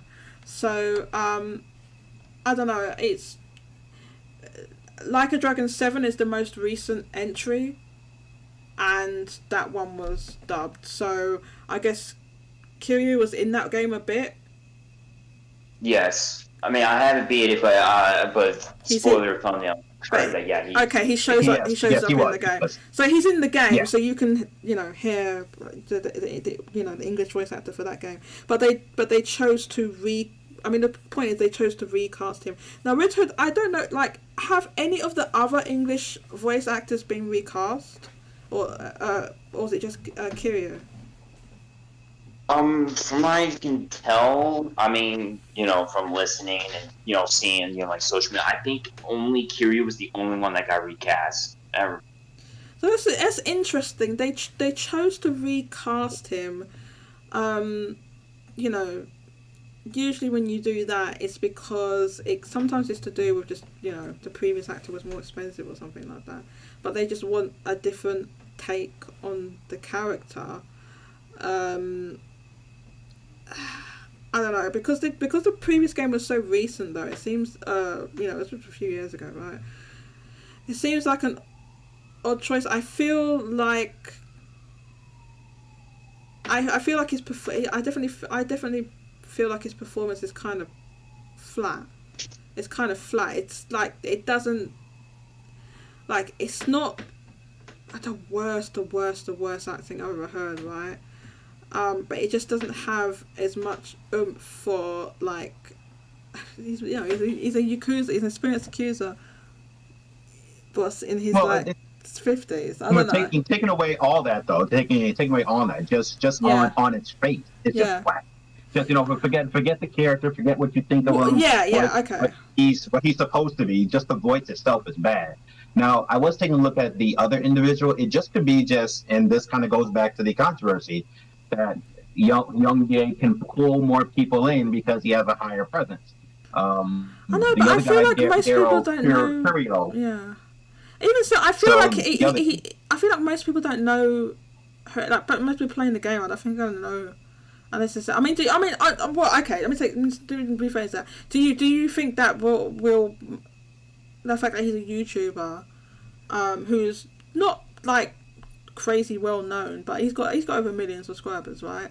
So do you think that makes a difference, and that it's a trap? Oh, Yong Ye's voicing. Let me, yes, absolutely. Yeah. So I don't know if you follow voice actor Twitter. I do, and that is a big deal. If you have a huge presence, if you have a huge following, that does affect what type of roles you can get. Yes, a lot of people talk about that all the time. Okay. Well, I wasn't aware of that. I suppose I didn't really think of it like that. I was like, my thing was just like, okay, like, I can't, before, when I just heard he was cast or whatever, I'm just like, okay, I can't judge it. Maybe he was the right fit for that role, and he's good in that role, and it works, but if it's like, okay, kind of a little bit of what you're saying, Brinny Mac, that it's like, certain, I know there are like certain big name voice actors, right, who get like a lot of, we know that, and we know some of those names, right, they get like really prominent roles, and they just like get tons and tons and tons of roles, right, that come up again and again, and they probably cost like way more to hire. And I think, I mean, what you're saying probably does hold some weight, in the sense that there is at least a subset of people who will be aware of who those actors are. Not everybody, obviously, but there's going to be a subset of people who do know that. And, I am, as I mentioned at the top, I am one of a dub over sub type guy. So I'm more interested in these types of games if they have a dub. Whenever there's a long scenes, I'm multitasking, doing other things. So, I just don't have it in me anymore to kind of read the subtext, and sometimes you're in a battle, and those aren't done, and those aren't subtitled or dubbed, so you don't know what's going on with that. So I can appreciate it. So even though the voice acting is flat, I'm hoping they do a couple more retakes. That's what I'm hoping for. They get this criticism, and they got to bring him back. So I'm hoping that that's what happens. That Understandable. happens too. So the game has released, but like Red Hood didn't they say there was the dub was delayed or something like that? Yes, the English dub for Gaiden is delayed. I don't know when they're going to release the English dub for Gaiden, but it did not launch with English dub. So. If I had to guess, it's probably going to be released alongside Infinite Wealth. So they may just say, yeah, because I think that's going to launch with an English dub, and they may just say, hey, you can download the patch. So those that want to kind of play both back to back, boom, you have your English dub. So okay. Right, so yeah, so I mean I don't know about retakes, but the dub is delayed. We don't know why. Maybe they are doing retakes, but we don't know the reason. But it is delayed, so it's going to be patched in late. Sorry? I said maybe they can do retakes, but considering the game, I mean, it's almost next year in January. I think it's a little too late for retakes. I think this is going to be final, but who knows? Right, but is he also he's also in Gaiden? Then is a different actor. So is Yong is in both games.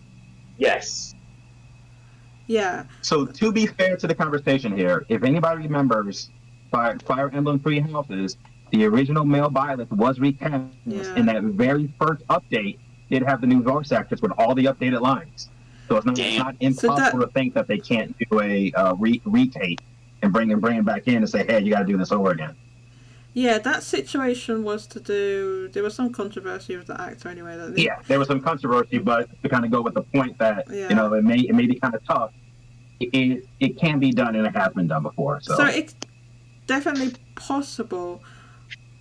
What I'm wondering is that whether, like, Sega would spend the money on doing that, the expense of doing that, would it be worth it to them? Because the dub's already delayed. It's like they're releasing the game without the dub, as it is. Well, from my understanding from what voice actor Twitter talked about, is that they're not paid like a salary. They're paid by how long to be. Yeah, lines and all so, that. So if it's like $1,200, if it's a bad performance, I don't know if they have it baked into the contract where, hey, if this is bad, you got to come back, or if there's something wrong, or we lose the file or whatever. I don't know. Since you're a little bit more familiar with like the voice acting community, then has there ever been, to your knowledge, like another situation where there was like a backlash or something, and then they like not recast it, but retook the re-recorded?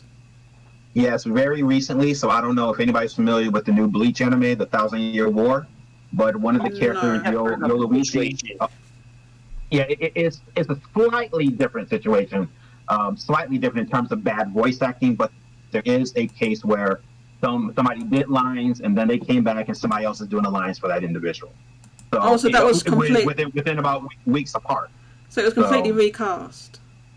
Yeah. So one person comes up and say, "Hey, I'm the voice of X," and then 2 weeks later, "Hey, I've been replaced. Somebody else is going to take over," and then that next episode, you hear the new voice actress. Oh, because they had already broadcast. They had already broadcast some of them. Yeah. Oh, so, okay. And this was like within the last month. Within the last month, it was this controversy where one of the voice actors for Bleach 1,000-Year War, he was going to be the new actress because for some reason they couldn't get the original, and then the original came back and said, no, I'm going to be the new voice actress. What? And so there was big controversy. It was all over the place. So she did one episode, and then the OG voice actor came in, and that next episode you hear the new voice, the old voice actor. So it's not impossible. If Sega cares about this, and they're taking this feedback to heart, what they're going to tell them is that, hey, you have to come back, you have to redo these lines. So we'll see when the product comes up. It's not until next January, so there's time. Yeah. But if they care about this final product, they got to tell them, hey, you got to come back, or they got to get somebody else. We'll see. So I don't know. It's not impossible. impossible. So it's possible. What my issue is that like I don't have faith in Sega to do that. I'm gonna be honest. I'm like I don't think it's so either. I think it's final. yeah. I'd like even if there's a backlash. Like I think this backlash is like constrained to like like Twitter or just like not crazy. Now I know Yong is gonna say he's not gonna say jack about it. If it was someone else and it wasn't him doing it, it was someone that if another voice actor, another actor had been recast as the English voice of Kiryu and there was a backlash, he would do a video about it because every time there's something like that, he's done a video about it. He did a video about the Bayonetta thing, which was obviously we know that was bogus. He did a video about the snake. When didn't they recast Snake and he did? I guess that was going back to a lot further. I don't know. Maybe he wasn't YouTubing back then, but he was more of a Metal Gear fan at the time before he does like news videos. Right, so he reports on all that type of thing, and if there's like a backlash, especially to an established, beloved character in like a well-known, established franchise, you know, Kiryu was being the lead character for most of the games. So, most people are going to play the game stubbed. You know, let's be honest here. So if you're that part of that community that really enjoys these type of games, you are going to play these games sub. So you're going to play with personally, after hearing this performance, I would not. Yeah, I still am. I'm going to play it dubbed because when there's a 20-minute cut scene, I'm going to go to the refrigerator, get myself a drink of water, go to the bathroom. I'm going to do that. So I can't do that. Can you hear it when you do that? So, yeah, sure. Do you have your TV loud enough for you to hear it, or you have headphones or something when you go and walk off?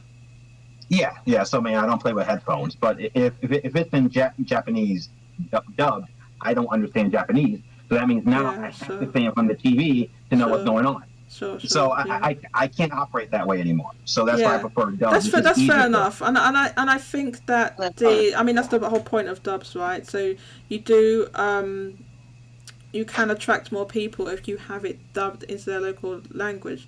There's going to be because when they do it they usually only dub like in English and like maybe one or two other languages. Right. But they don't do like a whole like loads of languages. So there's definitely people who are, you know, maybe like you're a German speaker or something, right? And they don't do dubs at everything. But you know, English obviously spoken by a lot of people and like a big market. So you definitely can attract more people if you have the option. They at least have the option of a dub. Even if the dub. I was worried that. I'm sorry. Go ahead. I was gonna say even if the dub's bad, at least you have the option.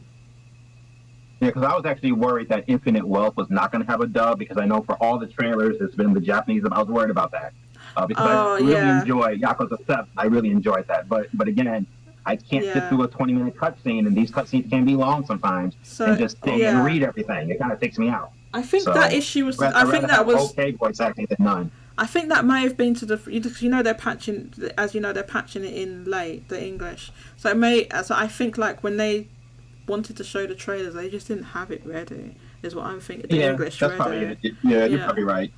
So I guess they just they wanted to start the marketing, and I don't know why.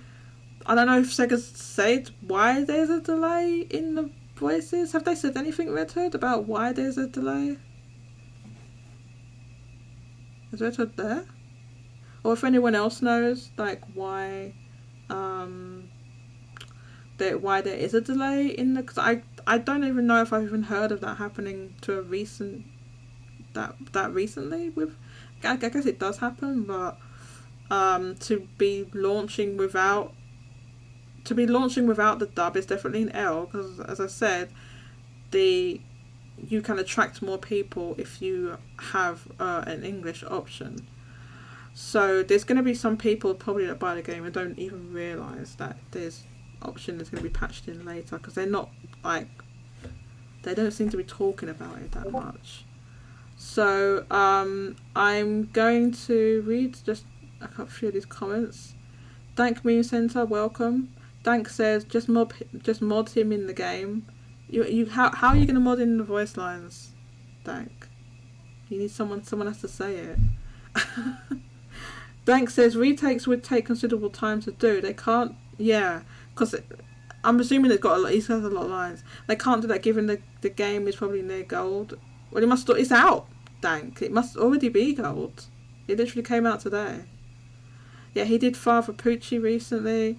I have not watched the most recent season of JoJo, and even when I've never watched JoJo I don't watch anime with dub at all. So I don't know. But all I'm saying is, yeah, he was cast in that's a prominent role. It's not even like a little side character. It's the main villain in that. From my understanding, it's the main villain of that season of JoJo. Dank says sub is superior. Yes, it definitely is, because the reason, and I feel like this is like not just when stuff's dubbed from Japanese. I feel like just from any language. Like when you make a dub, it's not a direct it's not like directly from you translate the script and then it's that. They have to adjust it to make it fit with the mouth movements that's already, obviously in a case of anime, already animated, which you can't change. And to, it can be like something may take more words to say. Once you translate it, it might be shorter in the translated language, so then they add things to make it fit with the length, and then it kind of just changes it slightly. So it's even more like when you read the subtitles, it's a direct translation of the original language. But when you are hearing a dub, it's like an interpretation of that, if you know what I mean, to fit with the mouth movements and stuff like that. So I feel like you always lose something from the translation, which you're losing something anyway because it's you're translating from a different language. But I just don't like it when it doesn't match. Like I used to get like when they used to have the old kung fu movies where they would dub them. I don't know if you've ever seen that. I mean, some of those dubs were infamously bad, right? If you've seen old kung fu movies that have been dubbed. I don't know if you've ever watched them. They used to show them like late at night when I was younger. So I would sit up like watching some of these kung fu movies, and the dubbing was just outrageously bad. Sometimes it doesn't in those ones. It didn't feel like they were trying to fit the mouth movements that well, right? So the dubs were outrageously bad for like some of these old kung fu movies. Different, though. You're not watching a kung fu movie for the great dialogue and no. I know. No, I know. I just like no. It was you don't want. Yeah, it's for the action. But they did dub them, and they weren't good dubs, right? So you can have dubs that are done well. You can have dubs that are done well. You have a lot of great dubs out there. A lot of great dubs out there. The good thing, though, with games that differs from anime or live action drama, stuff like that, is that they can, like, redo, like, program the models to make the mouth flaps fit the new language, right? So I think they have actually done that for Like a Dragon 8. They did not do it for Final Fantasy 16. Which they recorded in English, and then when they put because they said that when it's the Japanese one, they didn't you can make the mouth move with like the new language. Now you can't do that with like drama and anime, which is why whenever I watch a drama or an animated scene like and the stuff, it never quite fit. Because when I was younger, they used to like obviously show a lot of anime.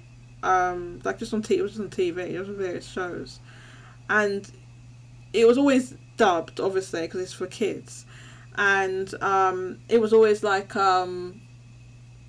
you just watching it, you knew that wasn't it. It just never fit.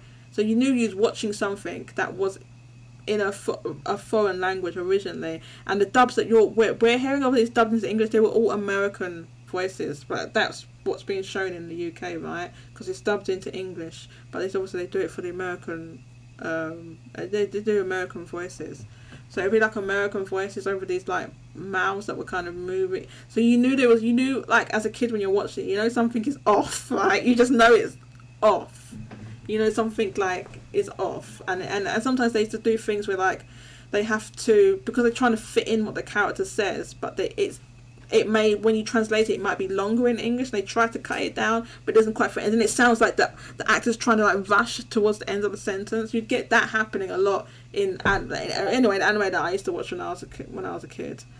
J2 Blue says that dubs are, let me see, dubs are definitely better now than they were back in the day. Yeah, for sure. When I was a kid, there was some not good. Like there was like I said, there was always that thing where it felt like they were speeding up to try and fit in the dialogue into the mouth movements. That thing was happening all the time. I don't know if it happens so much now.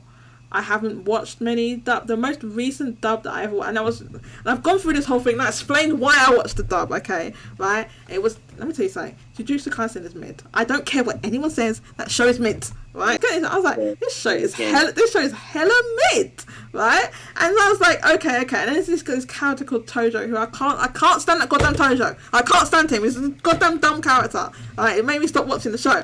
Anyway, I was like, okay, maybe I'm just missing something. Maybe it's because I'm looking at it in Japanese and I'm listening to Japanese and I'm spending too much time looking at subtitles and I'm looking at action enough. Let me listen to the dub of this. And I never listen to the dubs. I don't listen to dubs anymore. And I was like, no, J2, it is mid. Listen, people capping for that goddamn anime. It's not that good. Jujutsu Kaisen is mid. Alright, it's not all that. You just stop it. It's mid.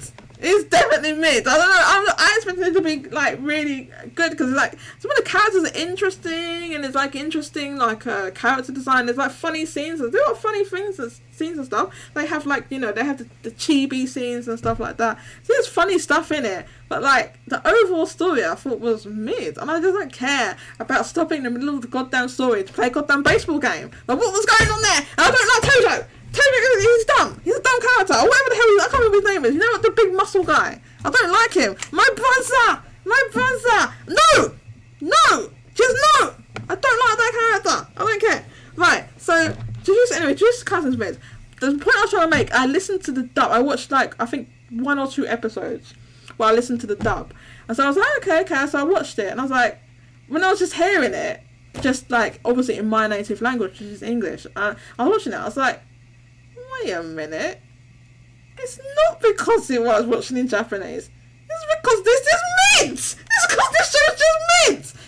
So even in English, it was mid. And I love, what's his name? I love this character. I forgot his goddamn name. The guy with the eyes. What's his name again? Gojo. Everyone loves Gojo. Listen. Jujutsu Kaisen is mid. People have lost their goddamn minds. It's not all that. Like I had to go back and I put the dub on just to see because I thought I was missing stuff. I thought, oh, maybe I'm missing stuff in the story or the action or something. Maybe I'm missing something because people are banging on about this Jujutsu Kaisen. Let me watch it. And I watched the entire. I didn't even watch a few episodes. I watched the entire first season back when this is before the movie and the second season had come out. I watched the entire first season almost when it was like actually airing. I think I was just. Maybe I started it late or something. I watched the whole thing. Stop it! You stop it! Get out! I'm trying not to swear. Get out of here! You cheeky bugger! I'm gonna show. Hang on. How do I show these cheeky bugger? I'm showing that on the screen. Look at them with these memes. Hang on. I'm gonna show you. Can I show you on the screen? You've got that memes there, Sherry. Hold up, let her go. Listen, Jujutsu Kaisen is mid. Other people have lost their goddamn mind. I watched it and I thought I was missing stuff. I thought, I'm missing stuff, or it's like it's going over my head. But no, I watched in my native language, and I was watching it, and I was like, oh, no, wait, this story is just mid.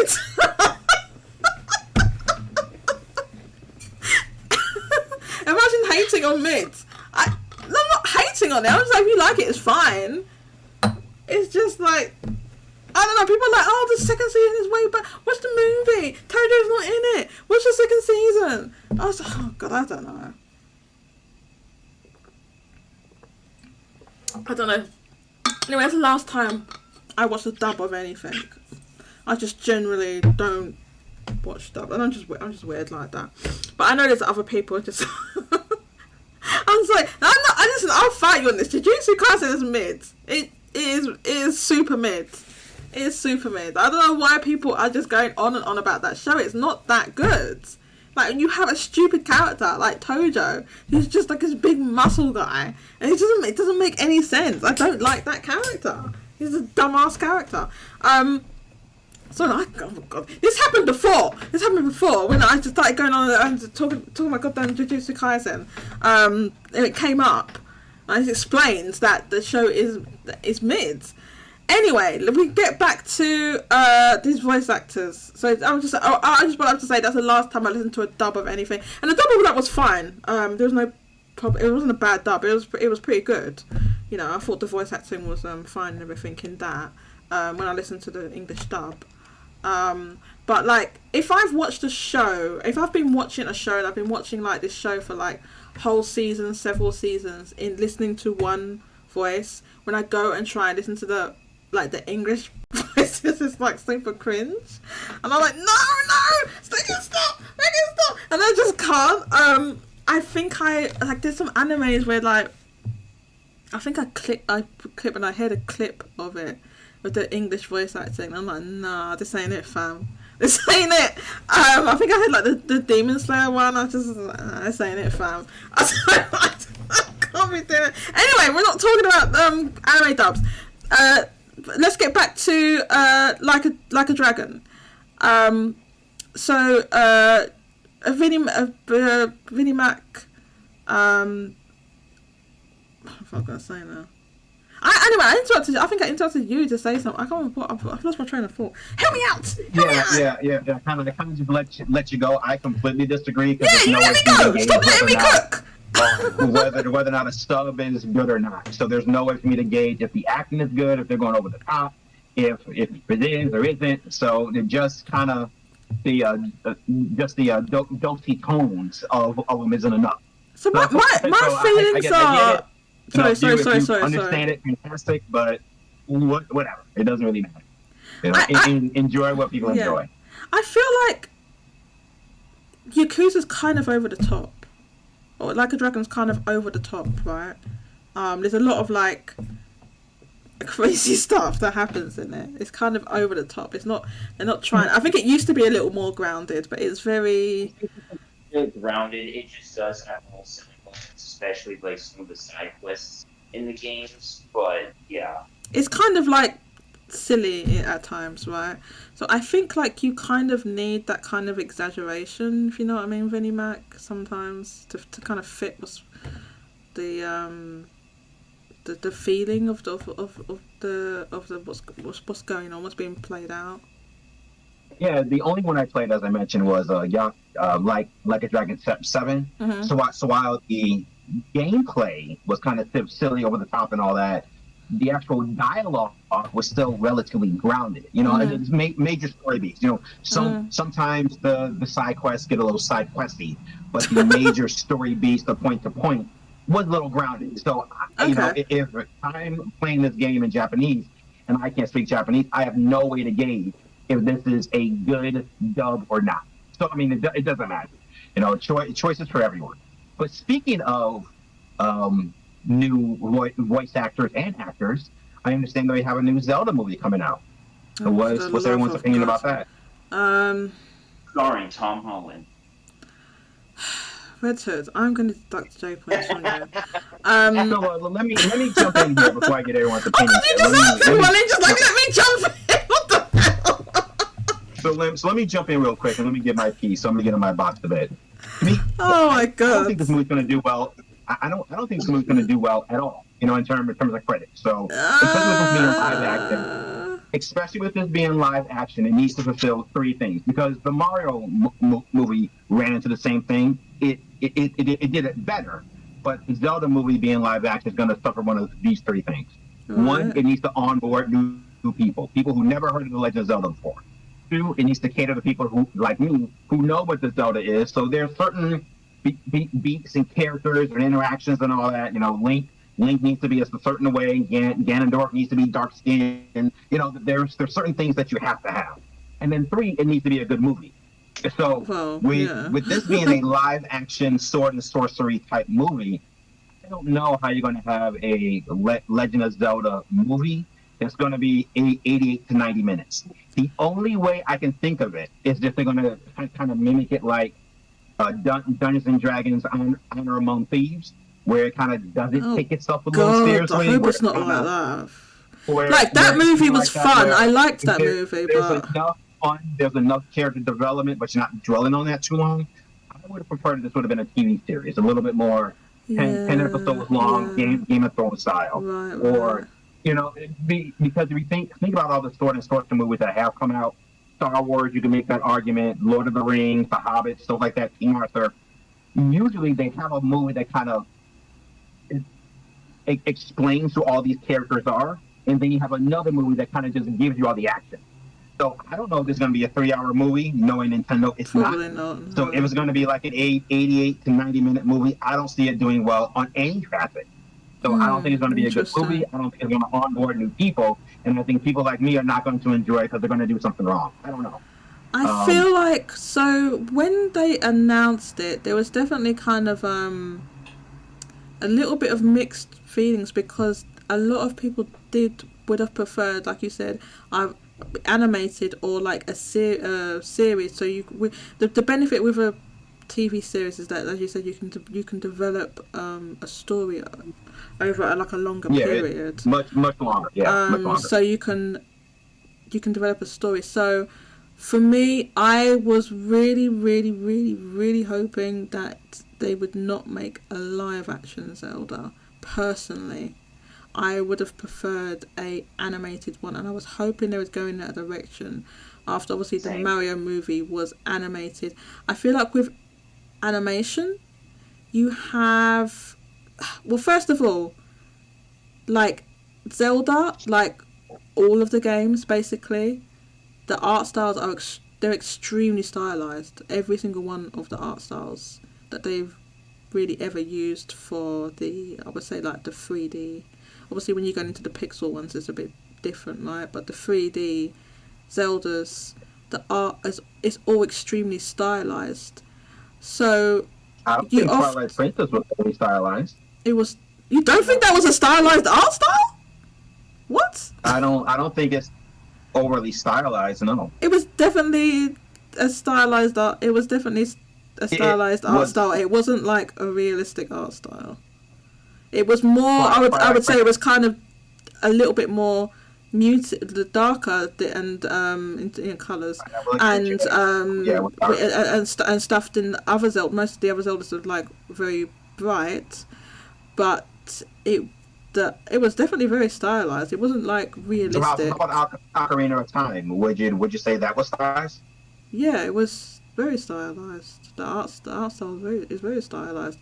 Obviously, like it was originally an N64 game, so it's like very blocky, but it was very, very, very stylized. You know, look at the different creatures they had. All those little, I can't remember the names of the creatures. Oh my god, my mind's gone blank. What the little seed-looking things, the little plant things, and all that. Anyway, and they have all those. It's very stylized. You even look at the first. So the very first boss you fight in Ocarina of Time, when you go inside the tree, the Deku tree. Yeah, I guess on my end, I do see where you're coming from, but I guess on my end, when I think of stylized, I'm leaning towards more Wind Waker. Oh, okay, yeah, that one's stylized. Yeah, I mean, they're stylized. They're all different art styles, but they're all stylized. And anyway, the point I was trying to make is that obviously you translating that into directly into animation is a little bit easier and gives you a bit more freedom to, have a art style like that. So that's one thing, and it's quite like with the array of characters and stuff. You could create something really really quite amazing in animation. And so what others, to speak to your point of onboarding new people that are maybe not that familiar with Legend, or maybe not heard of it at all. I think a lot of people on some level have heard of it, but they've never had any experience with the games. So I feel like the way that one of the main ways that they achieve that really is getting big Hollywood A-list actors, and that definitely, we were talking about with voice actors, that definitely attracts people that are fans of those actors that have huge followings. And you look at what they did with the Mario movie, it was all A-list actors, even to the chagrin of a lot of people. When Chris Pratt was cast, it turns out it was fine in the end. I mean, I haven't watched the movie personally, but people say it was fine in the end. But there was definitely like a bit of like people worried when it was Chris Pratt. But Chris Pratt is a big A-list Hollywood actor. So what I said before, I discussed when this was first announced, was like the casting concerns me a bit, because like I'm almost certain they're going to go with A-list Hollywood actors, right? And I said that Link, like how the character is being portrayed in like every game, he's a short stature, and he's very small, and they kind of deliberately make the character androgynous. They make the character of Link androgynous, and that's been, the series producer has discussed why that is, and why they made that decision in interviews and stuff like that. So it's to my, like, what I'm thinking off the top of my head, I don't know all actors. I'm like, there's not many Hollywood A-list actors who would fit, that would look quite, because Link's meant to be like a teenager, basically. He's in his teens. They say how old he is in oh, stop it, Kike, no, and that's not only that, that's not even recently. What is that from? That's not even that recent. No, not Tom Holland. So there's not that many. I mean, Tom Holland is an actor, an A-list Hollywood actor, right, who is on the shorter side, but there isn't that many that's on the shorter side. So I feel like they're not going to, I mean, I would prefer if they cast somebody that was kind of fit the body type, but I don't think they are going to. I think they're going to end up casting someone who's way taller and doesn't really look like Link. But I mean, they can do stuff with prosthetics and makeup and costume and stuff like that to make people look more like the in-game character.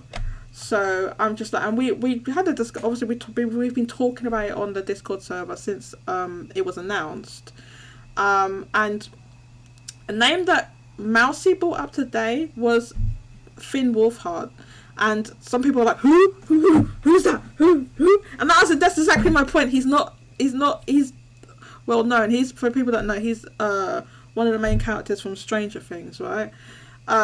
He played one of the main characters in Stranger Things. But he's kind of well known. He's had a following. Stranger Things is a big series, but he's not like a big A-lister. He's not an A-lister, right? From what I meant, like Chris Pratt and Tom Holland, they're A-listers. I don't feel like Finn Wolfhard is, although I wouldn't be mad at that casting. I know, even though he's way too tall, I wouldn't be that mad at the casting. They could kind of do stuff to kind of make him look a little bit more like Link with costume and makeup and stuff like that. So I wouldn't be too mad at it. So I feel like that the other characters in the show, I think like they're kind of, I don't know if you agree or disagree. I feel like the rest of the characters are kind of easier to cast than Link, who, let's face it, Link is the main character, even though this franchise is called The Legend of Zelda, which is kind of, I know it's a little bit odd, but it's kind of always been that way. I remember when I was like younger and like being confused, but like, oh, is this, wait, hang on, is this meant to be Zelda? I remember being confused when I was first playing Zelda. After a while, oh, okay, no, that's not the main character, is Link. Although they don't really do it now, but you used to be able to change the name or put like your own name or whatever name. I don't think they do it in any of the newer games. It's just Link. No, they don't. They But just leave his default name. But in the old ones, you could, and that was like something they did to make you feel like you are the character, right? That's one of the reasons. But they don't do it anymore. It's kind of like his canon name is Link.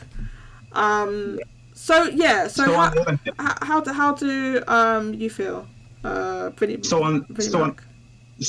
on the other hand, I do think this is going to be a Link and Zelda style movie, the same way the Mario movie was a Mario and Princess Peach style movie. I don't think there's going to be a damsel in distress type movie. I don't think that fits.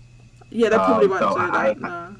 Yeah, so I am hoping that they have some sort of like team up. Then it was like the old cartoon. That's kind of what I'm hoping for. Where, say that again, please. Like in the old cartoon? Nintendo, like cartoon, yeah, how they kind of teamed up. But on the other hand, and I do get what you're saying in terms of the A-list actors, maybe, and I do see a point, and it does make sense. However, because Link doesn't really have any personality, you don't really need to cast an A-lister. It can be played by anybody. You just need to be able to inject some personality.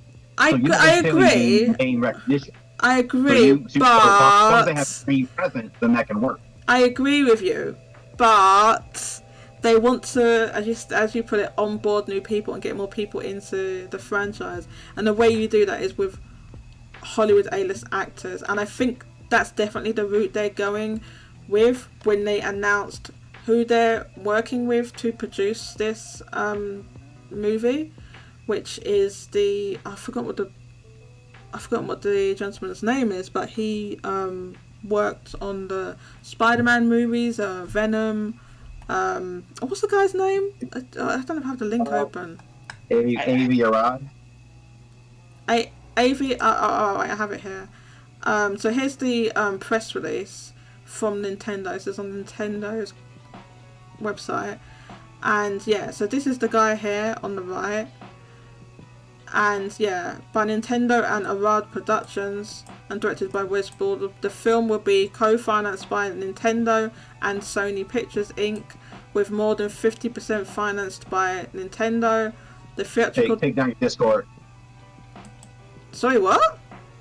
Take down your Discord. We're looking at your Discord channel. Oh yeah, sorry. I always do that! This is why I need 2 screens. I don't know what the hell's... I don't know what I'm doing. Sorry about that. It's fine. Yeah. So, oh god, no, I'm lost. Where's the time? Okay. So, can you see it now?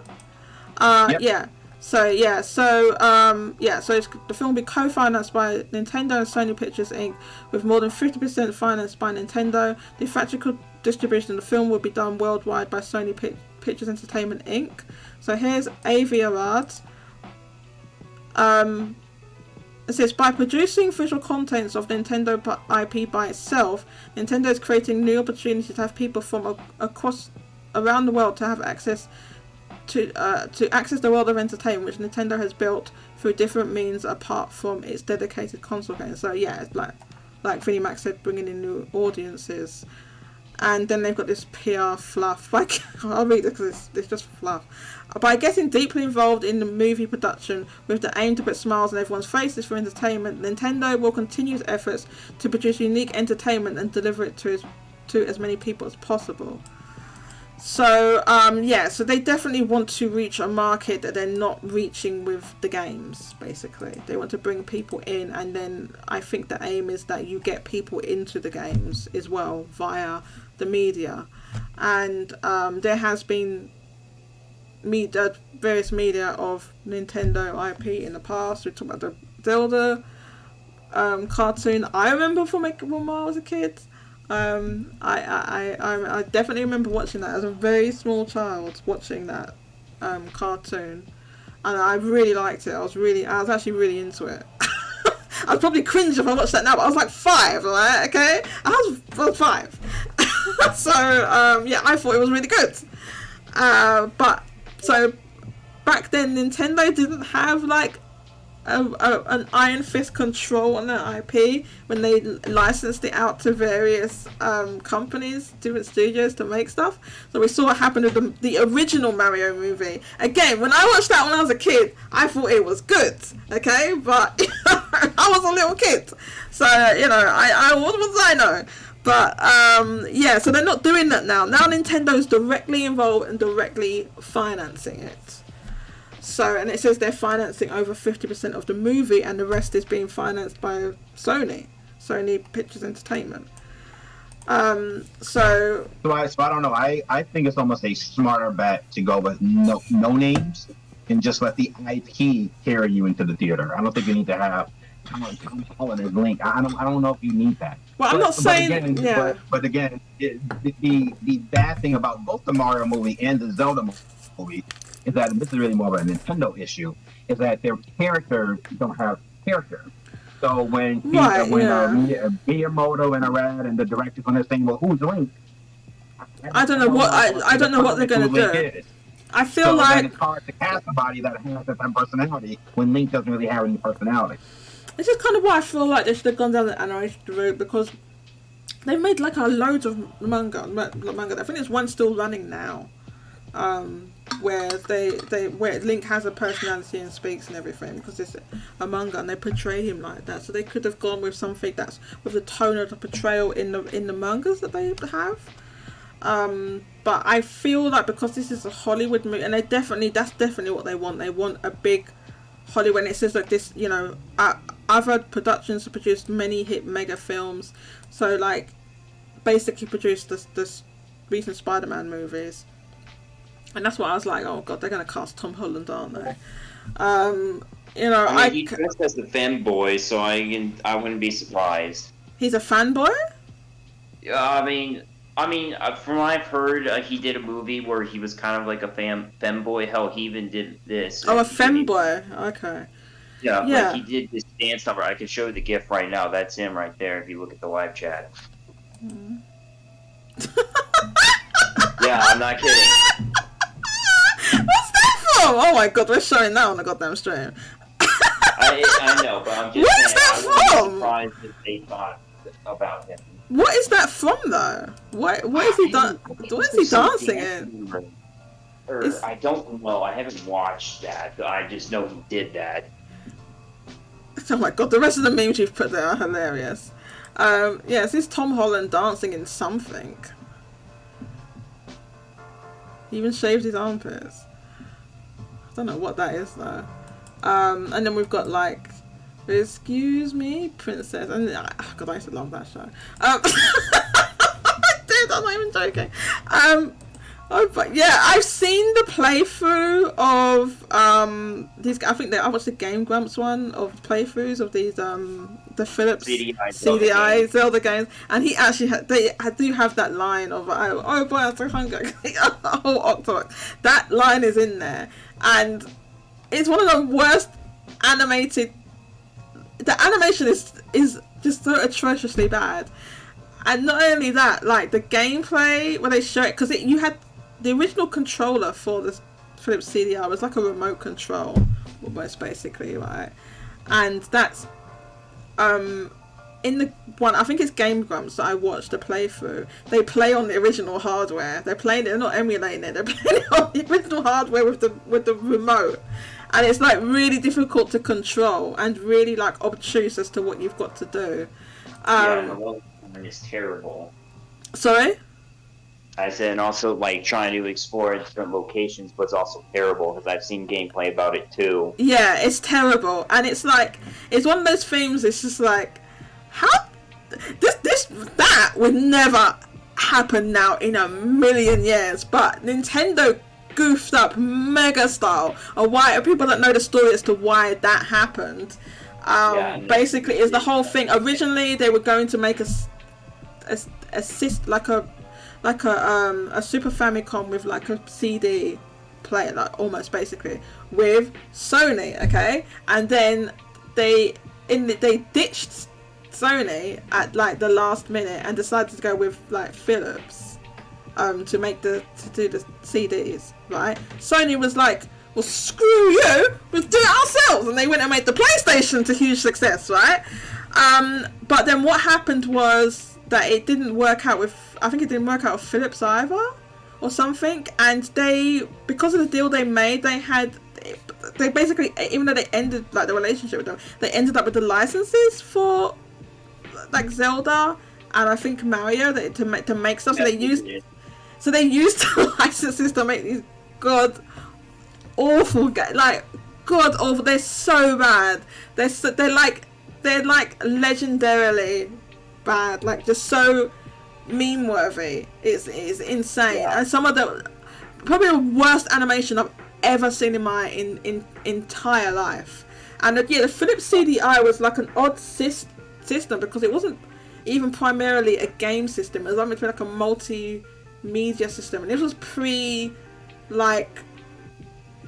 smartphones and devices and stuff and everybody having the PC.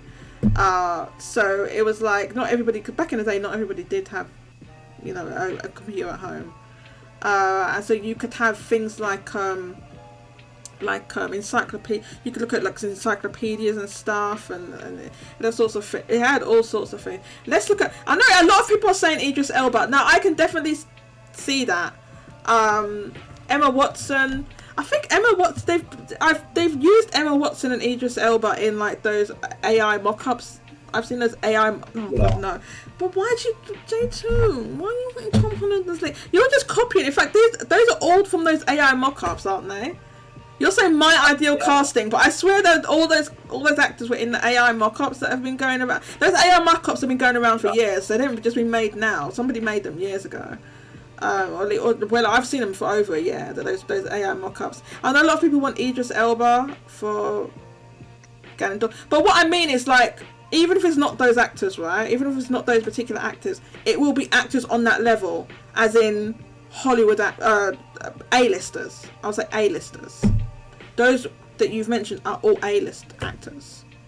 So, that probably won't be the casting, but it will be actors of that level, of that caliber, or that famous. All of those actors are household names. Sorry, Finn Wolfhard, but he's not. If some people see his face, like, oh, okay, it's the kid from Stranger Things, but he's not a household name. Here's it. Right, so this is what I said. Like, when you think about, because you're thinking about Link, right? If they cast a big, buff, tall guy as Link, like, I don't know, it's not going to be that believable. Like, and like most Hollywood actors are kind of like, big and tall and buff. I mean, look how they ended up casting. Wolverine was what's his name? Hugh Jackman. Hugh Jackman, who is 6'3". He's 6'3" and huge and buff. Okay. Now Wolverine is buff but he's short. The character. In the comics. I know, but he did such a good job that everyone thought that he's basically Wolverine. Right. So they did a good job. He did a good performance. He did a very good performance because I really liked him as Wolverine as well. And they did they got his hair exactly right, like the character and stuff like that. So they did make up for that in the end. Now, when it comes to the casting for the Zelda movie, I don't know how Nintendo's gonna go. Is it matter to them? Like, could they cast an actor that was tall and buff? You think about Hollywood. I mean, people can name some Hollywood A-listers, because I think they're gonna go with A-listers. But you think about some A-list, just male A-list Hollywood actors. Like, start naming some.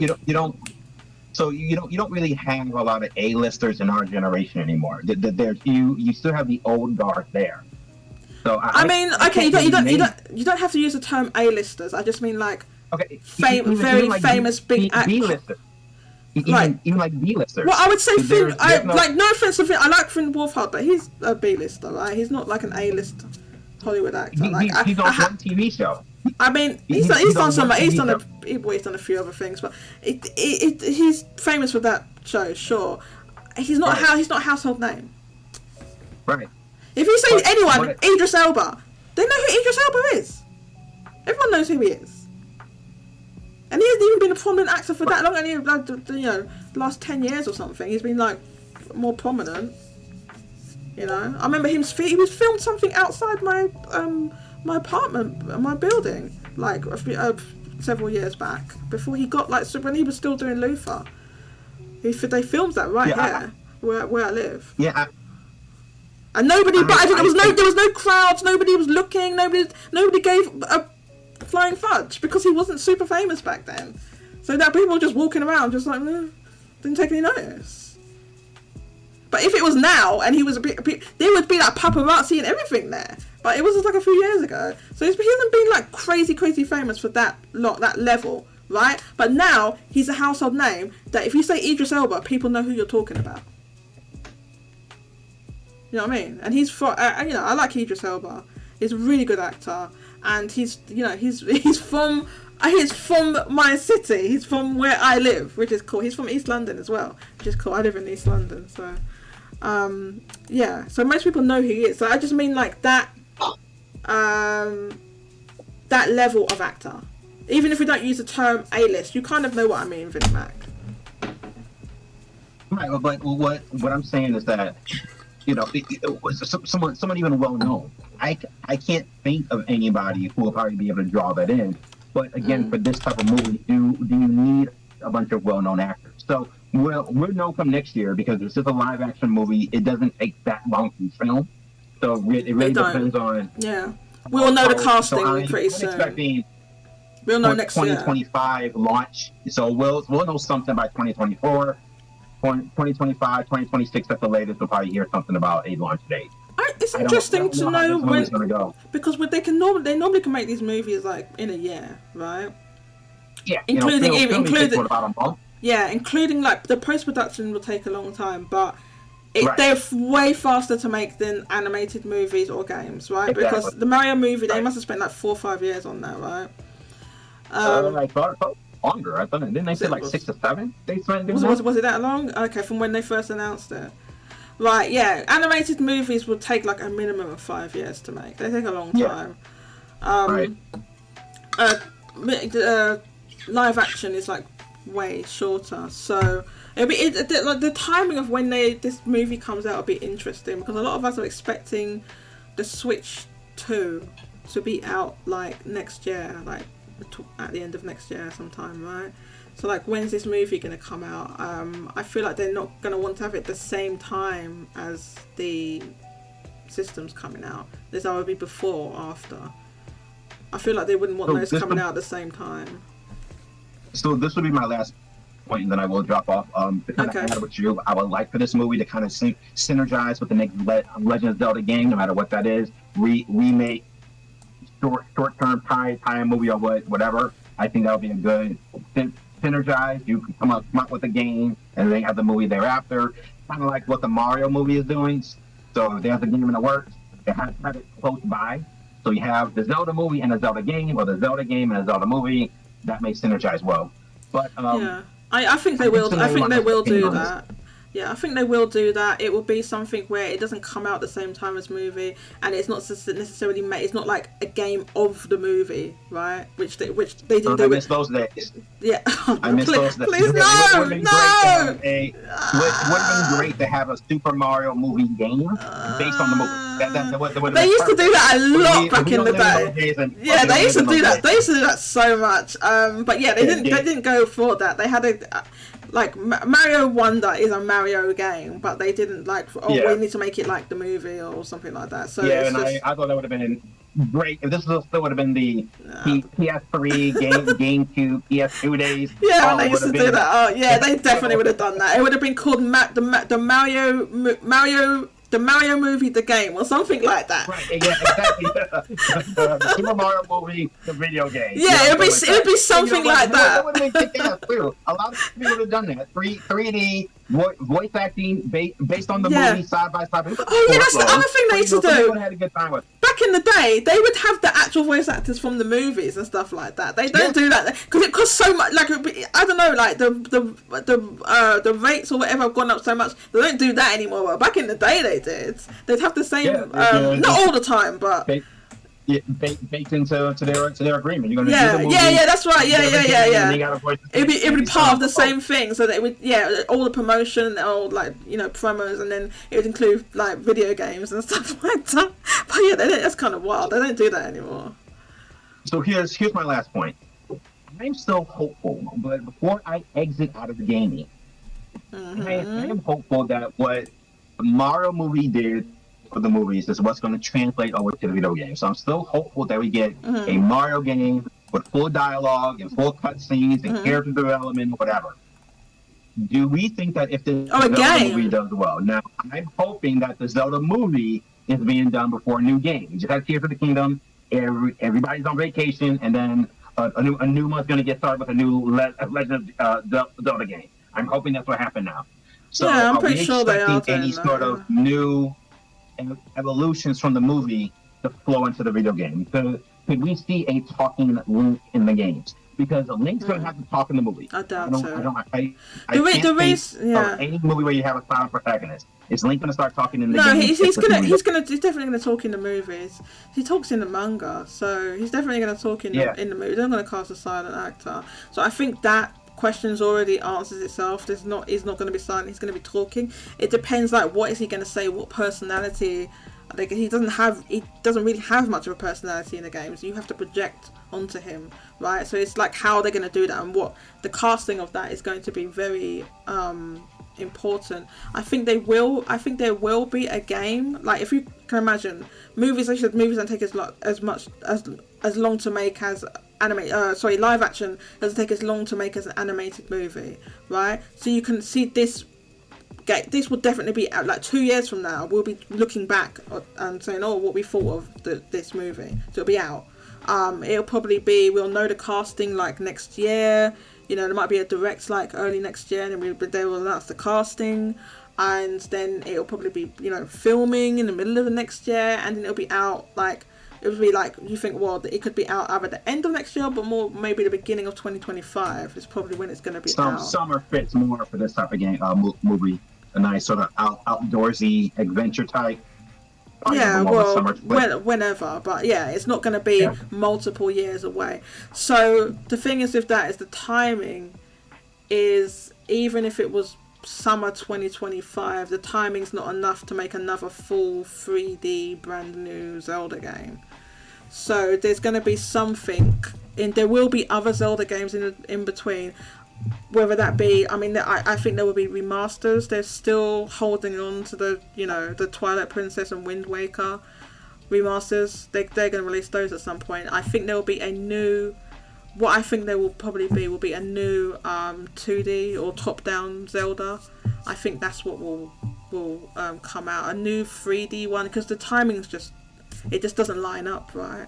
The timing of... Well, I'm hopeful that whatever personality the movie Link has, that personality feeds into the video game Link. So that's kind of what I'm hoping for. I would like to have a nice... Well, there's actually... I'll find it for you later, but there's actually, like, Nintendo actually talked about that. There's, like, a direct quote where they actually address that. And I can't remember... Yeah, it might be Miyamoto or someone, one of the executives at Nintendo, where they actually talked about that, and they said it was something along the lines of the portrayal in the movies of they have the characters. They said they don't want them to be able to do things that they can't do in the games. It was something like that. Well, that was before the Mario made them $1 billion. Yeah, so at this point now, it kind of behooves them. I mean, we talk about smart business decisions all the time. It's not a smart business decision to kind of go back to the old Mario. I mean, I understand Mario Wonder took place before this movie was even a thing. We got that quoted. Say that again. Sorry, I'm in trouble hearing you. Say that again, please. We Mario Wonder. That was in development during the time of the Mario movie. So there was no way to take elements of that and put it into this. We know with the next Mario game, based on the Mario movie, if they have to pivot a bit, they have to pivot. You know, this movie, this franchise, made them $1 billion.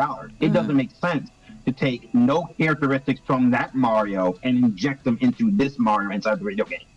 Some synergy between the two. I don't know the answer to that, or I can only say that they commented on it before the movie came out. I have to find it because I might be misquoting it. I find the exact quote. They said something about would what happens in the movies change what happens in the games, or the characters, or something like that. So there was, if someone else has got that quote and knows what I'm talking about, please drop a link because I can't remember it off the top of my head. But there is something I'll look for that link. Yeah, they did address it, was addressed at one point, but I can't remember the exact quote. So I'll find it. So is it possible? I don't think we will get like, you know, the movie, the game, any, like you said, those days are kind of gone, right? But it's possible. I just don't know if that's the route Nintendo's going. Oh my god, this tune is such a banger. Yeah. Let's go. This tune is such a banger. I don't care what anyone says. All right, everyone. All right, thank you so much, Finny Mac. Thank you for joining me today. So Red Hood, let's get your thoughts as we kind of wrap up here. So we've been live for 2 hours and 40 minutes. Did Miyamoto... J Alpha says Miyamoto did mention that they have been working on the Zelda movie concept for over 10 years. The concept of it, okay. Do you have a link to that quote, J Alpha? Sorry, my voice is going a bit. I'm losing my voice a bit. Sorry, what would you like to say, Red Hood? This tune's a banger, by the way. I mean, I'm not really surprised it's live action. I mean, I think they did it because of normies wouldn't really like to watch it. Yes, to bring in normies, that's why. Thank you. Put it the most succinctly. You put it the most succinctly. To bring in normies. I couldn't have put it better. This is exactly why they've gone for live action. Thank you so much, Red Hood. See, when you're not talking about, you know, Atlas and their fraudulent ways, sometimes you make some good points. But yeah, I mean, when I talked to my mom about it, she was more interested in watching it in animation. And it just really made me think that I think live action would be the safer way to go. Even though I would have loved it in animation, I think it would have worked a bit better comparing to, like, you know, Ocarina of Time or Majora's Mask or any of the other Legend of Zelda games, you know. I mean, it's a bit odd. I'm sure it may or may not be good, but I guess I'll just have to wait and see how it goes. Time will tell. But that's interesting. Your mum said that it's been so that's what, yeah. So like, there's a certain audience that's going to be more interested if something is live action. I think an animated movie still would have attracted a lot of people, and there are a lot of animation studios who could have done a really good job with something animated. But like you said, they want to bring in normies. So there's big. I mean, the Mario movie done well, and I think if they had made an animated movie, Zelda movie, it could have done well. But they feel that they could bring it in more. I don't know. I kind of like. I'm not sure. It's the Mario movie grossed over $1 billion, right? Yeah. So, would a Zelda movie gross $1 billion? Would it gross on the same gross on the same level as the Mario movie? Do you know what I mean? Because the success. So nobody was like. Or I don't think like Nintendo was like, oh yeah, this is definitely going to be a bit. It's definitely going to buzz a bit easy. So I don't think they thought it was going to be easy. Like they worked at it, right? I don't think they was like, oh no, it's guaranteed it's going to gross $1 billion. They probably had their projections of what they thought it was going to make in the hundreds of millions. I don't know if they went until it's going to make $1 billion plus though, right? So it's interesting that when they've been thinking about this for years and years and years and years, they probably thought, well, we'll make an animated Mario movie, right? But we'll make a live-action Zelda movie because it could reach more people, the normies as you call it, and it's probably going to gross more than an animated movie because live actions can bring in more people. They're looking at like big movies like Avengers and stuff like that, and it can bring in so many people. But they didn't realize a Mario movie was going to do so well, right? Or at unprecedented level. So would this live action Zelda movie gross as much as the Mario movie, considering how much that did?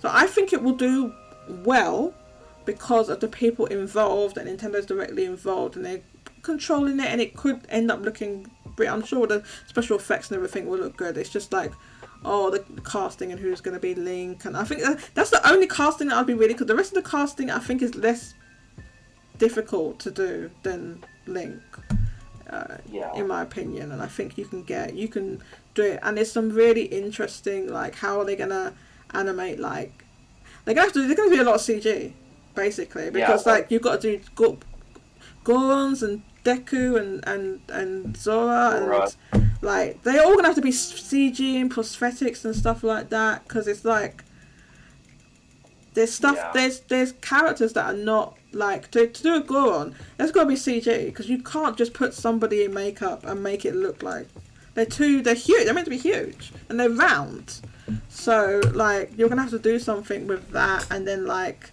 you know, are you gonna do, and it's interesting, like, what Zelda, are they going to go with an existing, you know? Yeah, that's what I was thinking. Like, are they going to do, like, an original story, or are they going to, like, be based off one of the games? Yeah, or the games are going to be, like, it would be cool if they, like, not even went to Ocarina of Time, but they went back and they did something that was along, the story was along the lines of A Link to the Past. That'd be interesting, going to, like, the Dark Worlds and that type of thing. Are they going to do something like that, or completely... I feel what they're going to do is something original, and that's going to be an amalgamation of different elements of Zelda. I think that's what they're going to do, and I think by what they've told about the studio they're going with, I think the tone's going to be, like, more serious. There'll probably be, like, comedic elements and stuff like that, like there is in, like, the Spider-Man movies and stuff like that, but it's probably going to have a more serious tone, I think, and I think that's generally what's going to happen when you're your live action, going with this big Hollywood kind of feel to it. So I think that's what they're going to do, rather than animate, animated, like the kind of more slapstick, like they did with Illumination. So, you know, it's going to be interesting. Like, I definitely feel there's going to have to be, like, an extensive amount of CG to realise that universe and the characters. I don't know what they're going to go with in terms of, like, is it going to kind of resemble, like, one of the games in terms of, like, what characters they have there and the kind of the look of the game, the aesthetics the aesthetics of the movie.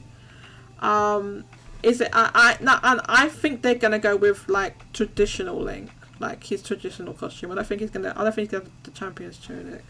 I think he's gonna be traditional Link. What do you think?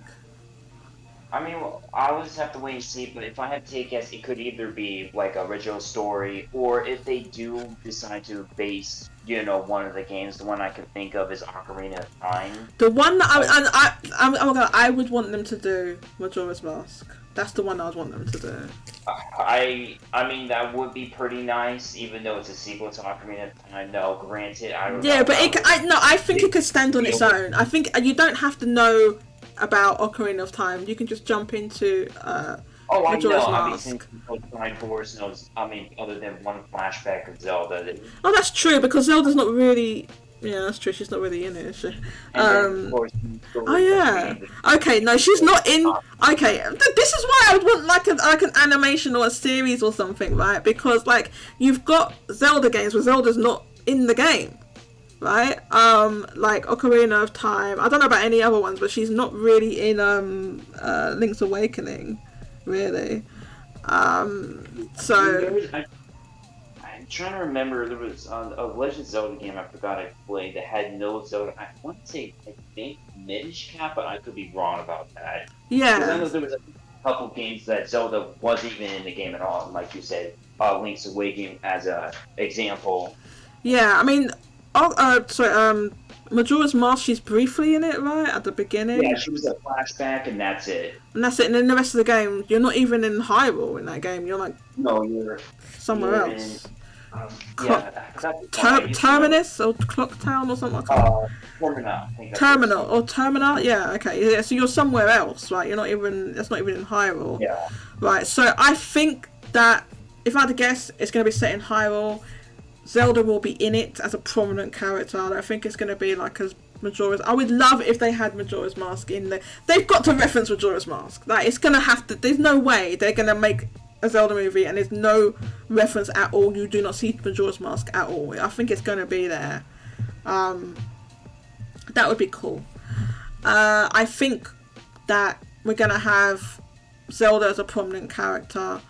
I think that Ganondorf will be prominent because he's not in every game, right? Ganondorf is not in every game, so I think he's not in every game.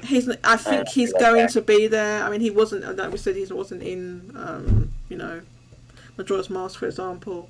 So yeah, I think he's going to be there. I think other recurring characters will be there. You know, King of Hyrule probably. I think that they will have. Now it's interesting because you have the two most recent games, right? Where obviously they introduce new characters in every Zelda game, and you have like the champions from Breath of the Wild, which at the time were new characters, right? But they're like really beloved characters now. Even though they weren't even in the game that much, right? I didn't mean the DLC and stuff like that. But they're like pretty much beloved characters now. So it's like, are you going to portray some of those newer characters from Breath of the Wild / Tears of the Kingdom? And I know some of them recurred in Tears of the Kingdom and stuff like that. So are you gonna like bring in some of those newer characters? I'm thinking like, okay, so you have the oh god, what are the birds people called again? In Zelda, what are they called? What are the birds people in Zelda called? Somebody tell me, quick.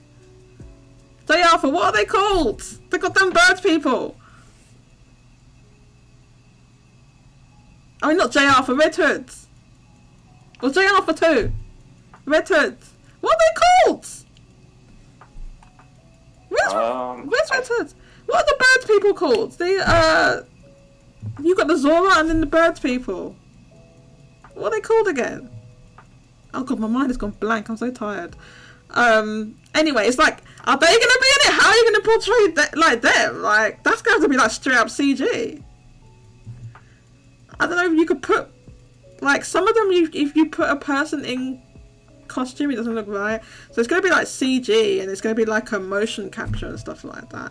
So I mean, it's like, in order to make this movie and make it realised with the different races of creatures you have, right, there's going to have to be extensive CGI in there. And at that point I'm like, well, why didn't you just make an animated movie? Because there's no way they're going to be able to realise all the characters and all the world and stuff with, oh my god.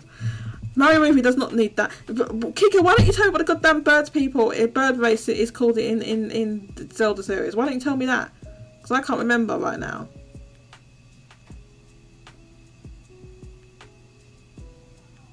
What are they called again? Show me stupid gifs. Why don't you tell me that? Rito, that's it. Yeah, Rito. Thank you. No, I said that earlier. No, you bloody didn't. No, you bloody didn't. I asked you that multiple times. But I didn't hear you say that. Well, I'm sorry. Why didn't you say it again when I kept asking then? Exactly.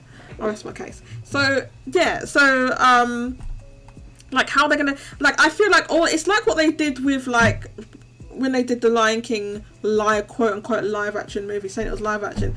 Dude, they had to animate all those animals. It was an animated movie. It's just like the scenery and backgrounds and stuff were real. That's animated. So I feel like it's going to be like that. Like maybe not as much because it's like humanoid or human looking characters, right?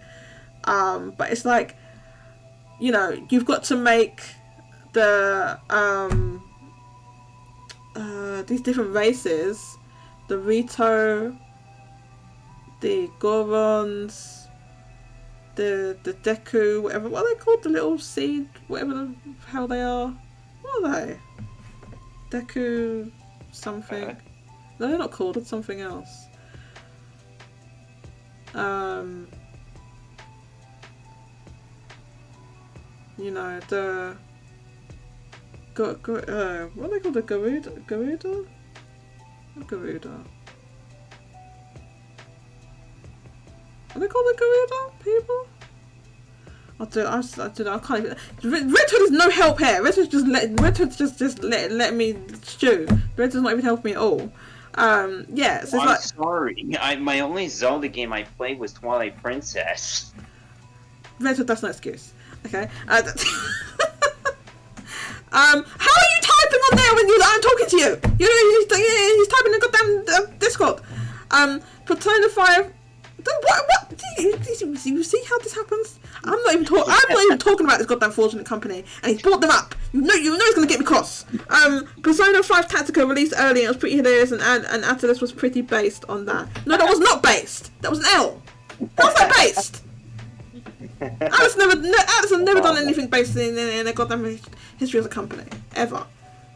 That was an L. I don't know. That's an absolute complete L. How do you release your game like multiple? Like when is that game supposed to be releasing? By the way, what's the date? What? What's the release date? Oh, that's the 17th, which is kind of to release it like a week early, like over a week early. Is it still live that you can just buy it? No, they made sure to stop that almost immediately. Okay, but some people got it. Yeah. Okay, so some people got it, and they're probably not only playing it, showing full. I know you said you've seen full gameplay and stuff like that.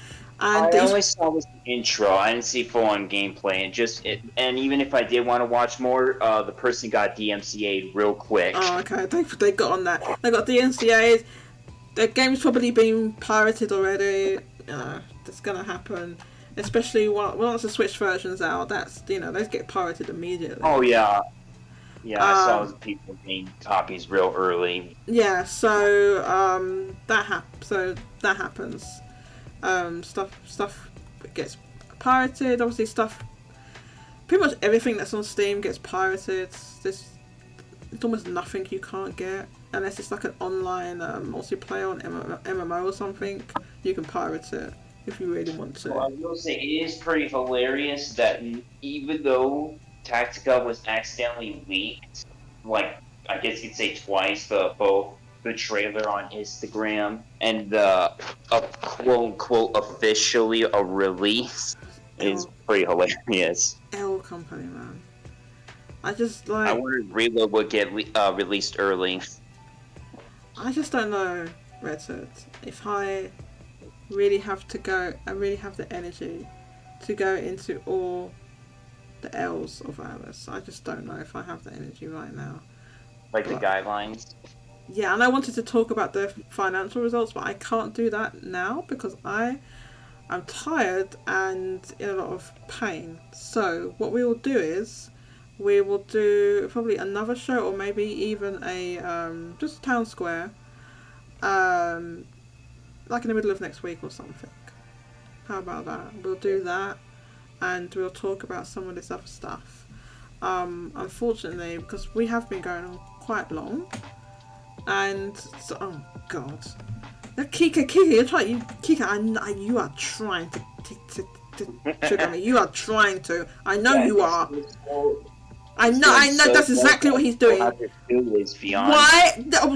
are you saying Sonic is still Sega's best-selling franchise? The goddamn last game that came out, just goddamn flopped.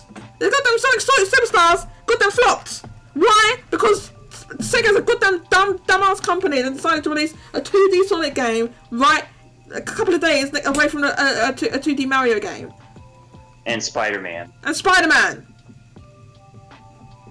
And it flopped. We saw the numbers from Japan. We've seen the Steam numbers. And I don't think we've seen the MPD yet, have we? I don't think that. No, when's that coming out?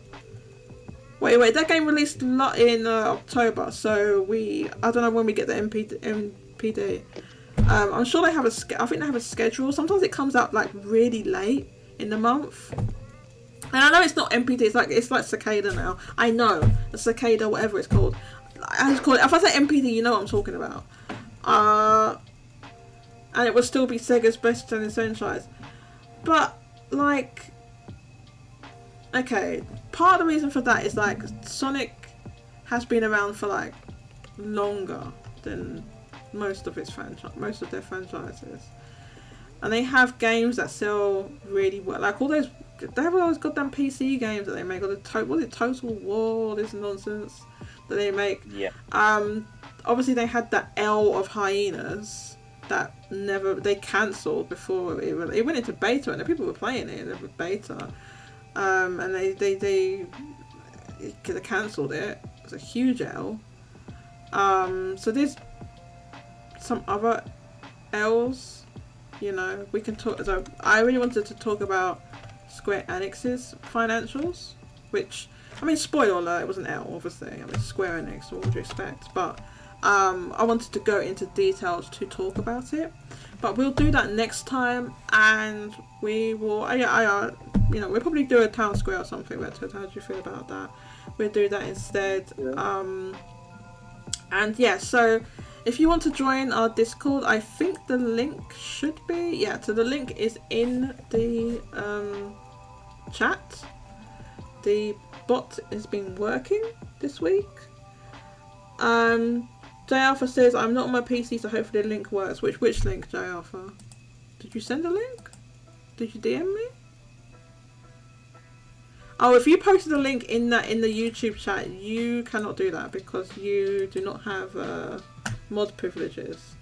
So unfortunately, you can't send links in that chat. Here, one sec. Where's the thing? 1 second. Let me get onto that. I will mod you.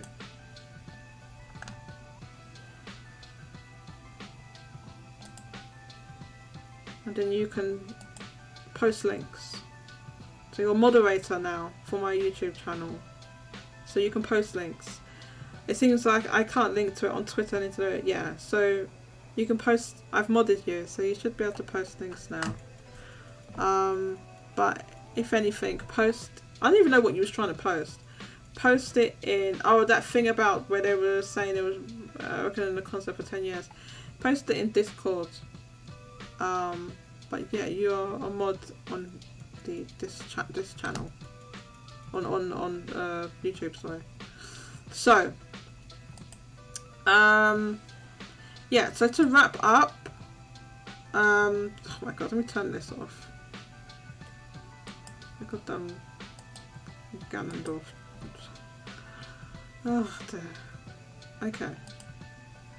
So yeah, I feel like we covered a lot of the stuff, and we can go over some of the other things. It'll be interesting, like, to see when we eventually do get the Zelda movie, the impact it has on, you know, sales of Zelda games. And I think, like, we've seen an impact from the Mario movie, and like a number of Mario games came back into the chart, and they did like promotions and stuff like that to, I think, like, even in Japan they were selling like the game. You could buy games at some of at these cinemas that they had there. So that was really interesting. So thank you to everyone that turned up today. Red Hood, do you have any last things you'd like to talk about?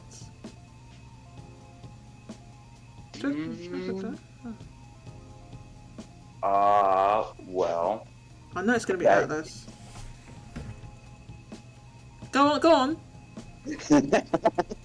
No, I was just saying, though, it's a pleasure joining the show. And Thank you for coming. And whatnot.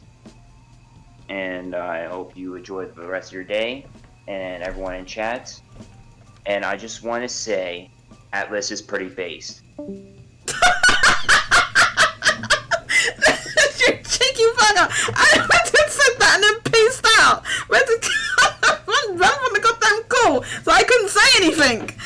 You cheeky bugger! I'm gonna get you back later. You cheeky bugger! You see that? He cut the call. I'm trying not to. I swore. Like, he got the goddamn call. He said that. You know they're not based. That was the most fraudulent thing you've ever done, Richard. That was fraudulent. Fraudulent. You bugger. Okay. Oh god. Right. Okay, so thank you, you cheeky bugger. I see you, Richard. Thank you to everyone who came today. We had a number of people in the pre-show, so thank you everyone that came to the pre-show. I can never remember everyone that was there, but I know like J. Arthur was there, Mousy was there, and other people. Mousy, I know for a fact that you are on your lunch break right now. So I know when your lunch break is. Oh no, wait. Tell a lie, no, I'm wrong because the clocks went back. Hang on. Actually, I don't know. Normally it's like 7 p.m. my time, but the clocks have changed. So I don't know, and I can't remember what time zone Mousy's in, and if they change the clocks there. So actually, no, I'll take that back. I don't know. Maybe Mousy's not on her lunch break, but Mousy was before. Let's see. Yes, we know who's developed. Yeah. Apparently, is it Artzest? Is it Artzest or what was it again? Yeah, people saying people who were saying that Square Enix was developing the Mario RPG had lost their goddamn minds. They lost their minds. I'm like, no way Nintendo's paying Square Enix to do a goddamn remake of an old Super Famicom game. No, that's not happening. Art Piazza, yeah, they've done a lot of different games. They did a lot of Dragon Quest games and stuff like that, right? So I was like, no, lost your minds. Got that Square Enix, and I was like, no, this is not going to be internal Nintendo because they've got better things to work on than a remake of Super Mario RPG, which is just like you're remaking an existing game. This would be like, I thought it'd be like a Grezzo or something, you know, like it would be a third party studio in the vein of like a Grezzo or something. But yeah, it turned out to be Art Piazza. Is that how you say Piazza? How you pronounce the name? Art Piazza? I don't know. Redhead, you're a cheeky bugger. I'll say that. You are a goddamn cheeky bugger. So let's wrap up here. Oh my god. Please stop. You cheeky bugger!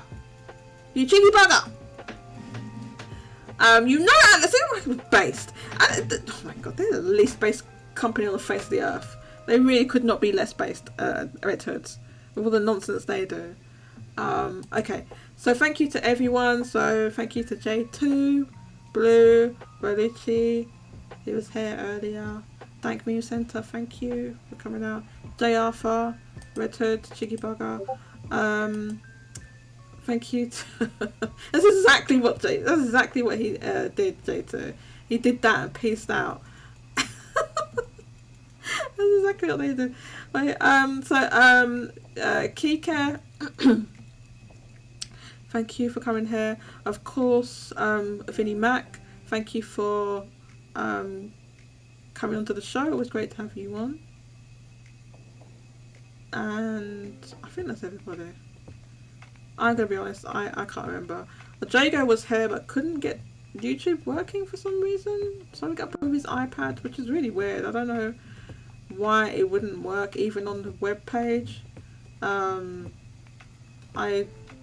never heard of that. It's kind of strange.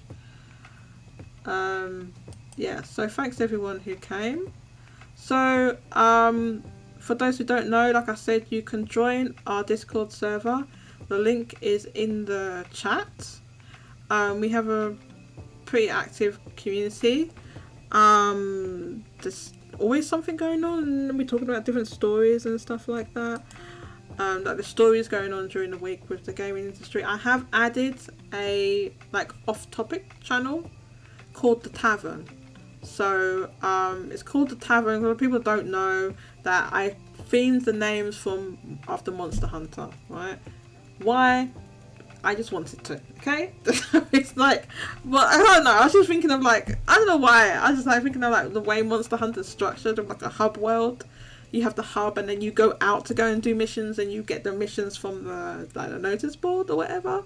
So I was thinking of that. So that's why it got the names of the different sections, the different text channels and voice, the text channels, stuff like that. Just, I don't know. I thought it was cool. So yeah, so it's called the Tavern because obviously, like, in a Monster Hunter town you have the tavern, so that's the off-topic things. You can post anything in there that's not to do with like our core topics of video games, video game industry, Japanese sales charts and stuff like that. So anything off topic can go in there. So we got a new thing, and I did that as like kind of experiment because one of Helio Friend, shouts out to Helio Friend who was here earlier, wanted someone to talk about music and stuff like that. So I said, okay, instead of making a channel just for music, so I don't think anyone will use it, I'll just make a general off-topic channel. So that's what I've done. So yeah, so we chatting there about stuff, and best combat music, the best whatever of any game. This is what the, oh my god, no, what's wrong? I don't know. No, that's not the baby. Is it that one? Baby. Is it that? Red Hood saying the best combat music is from Persona 3, Mass Destruction. Is that one that goes baby? Is it that? Is it that song? Yeah, I don't know about that.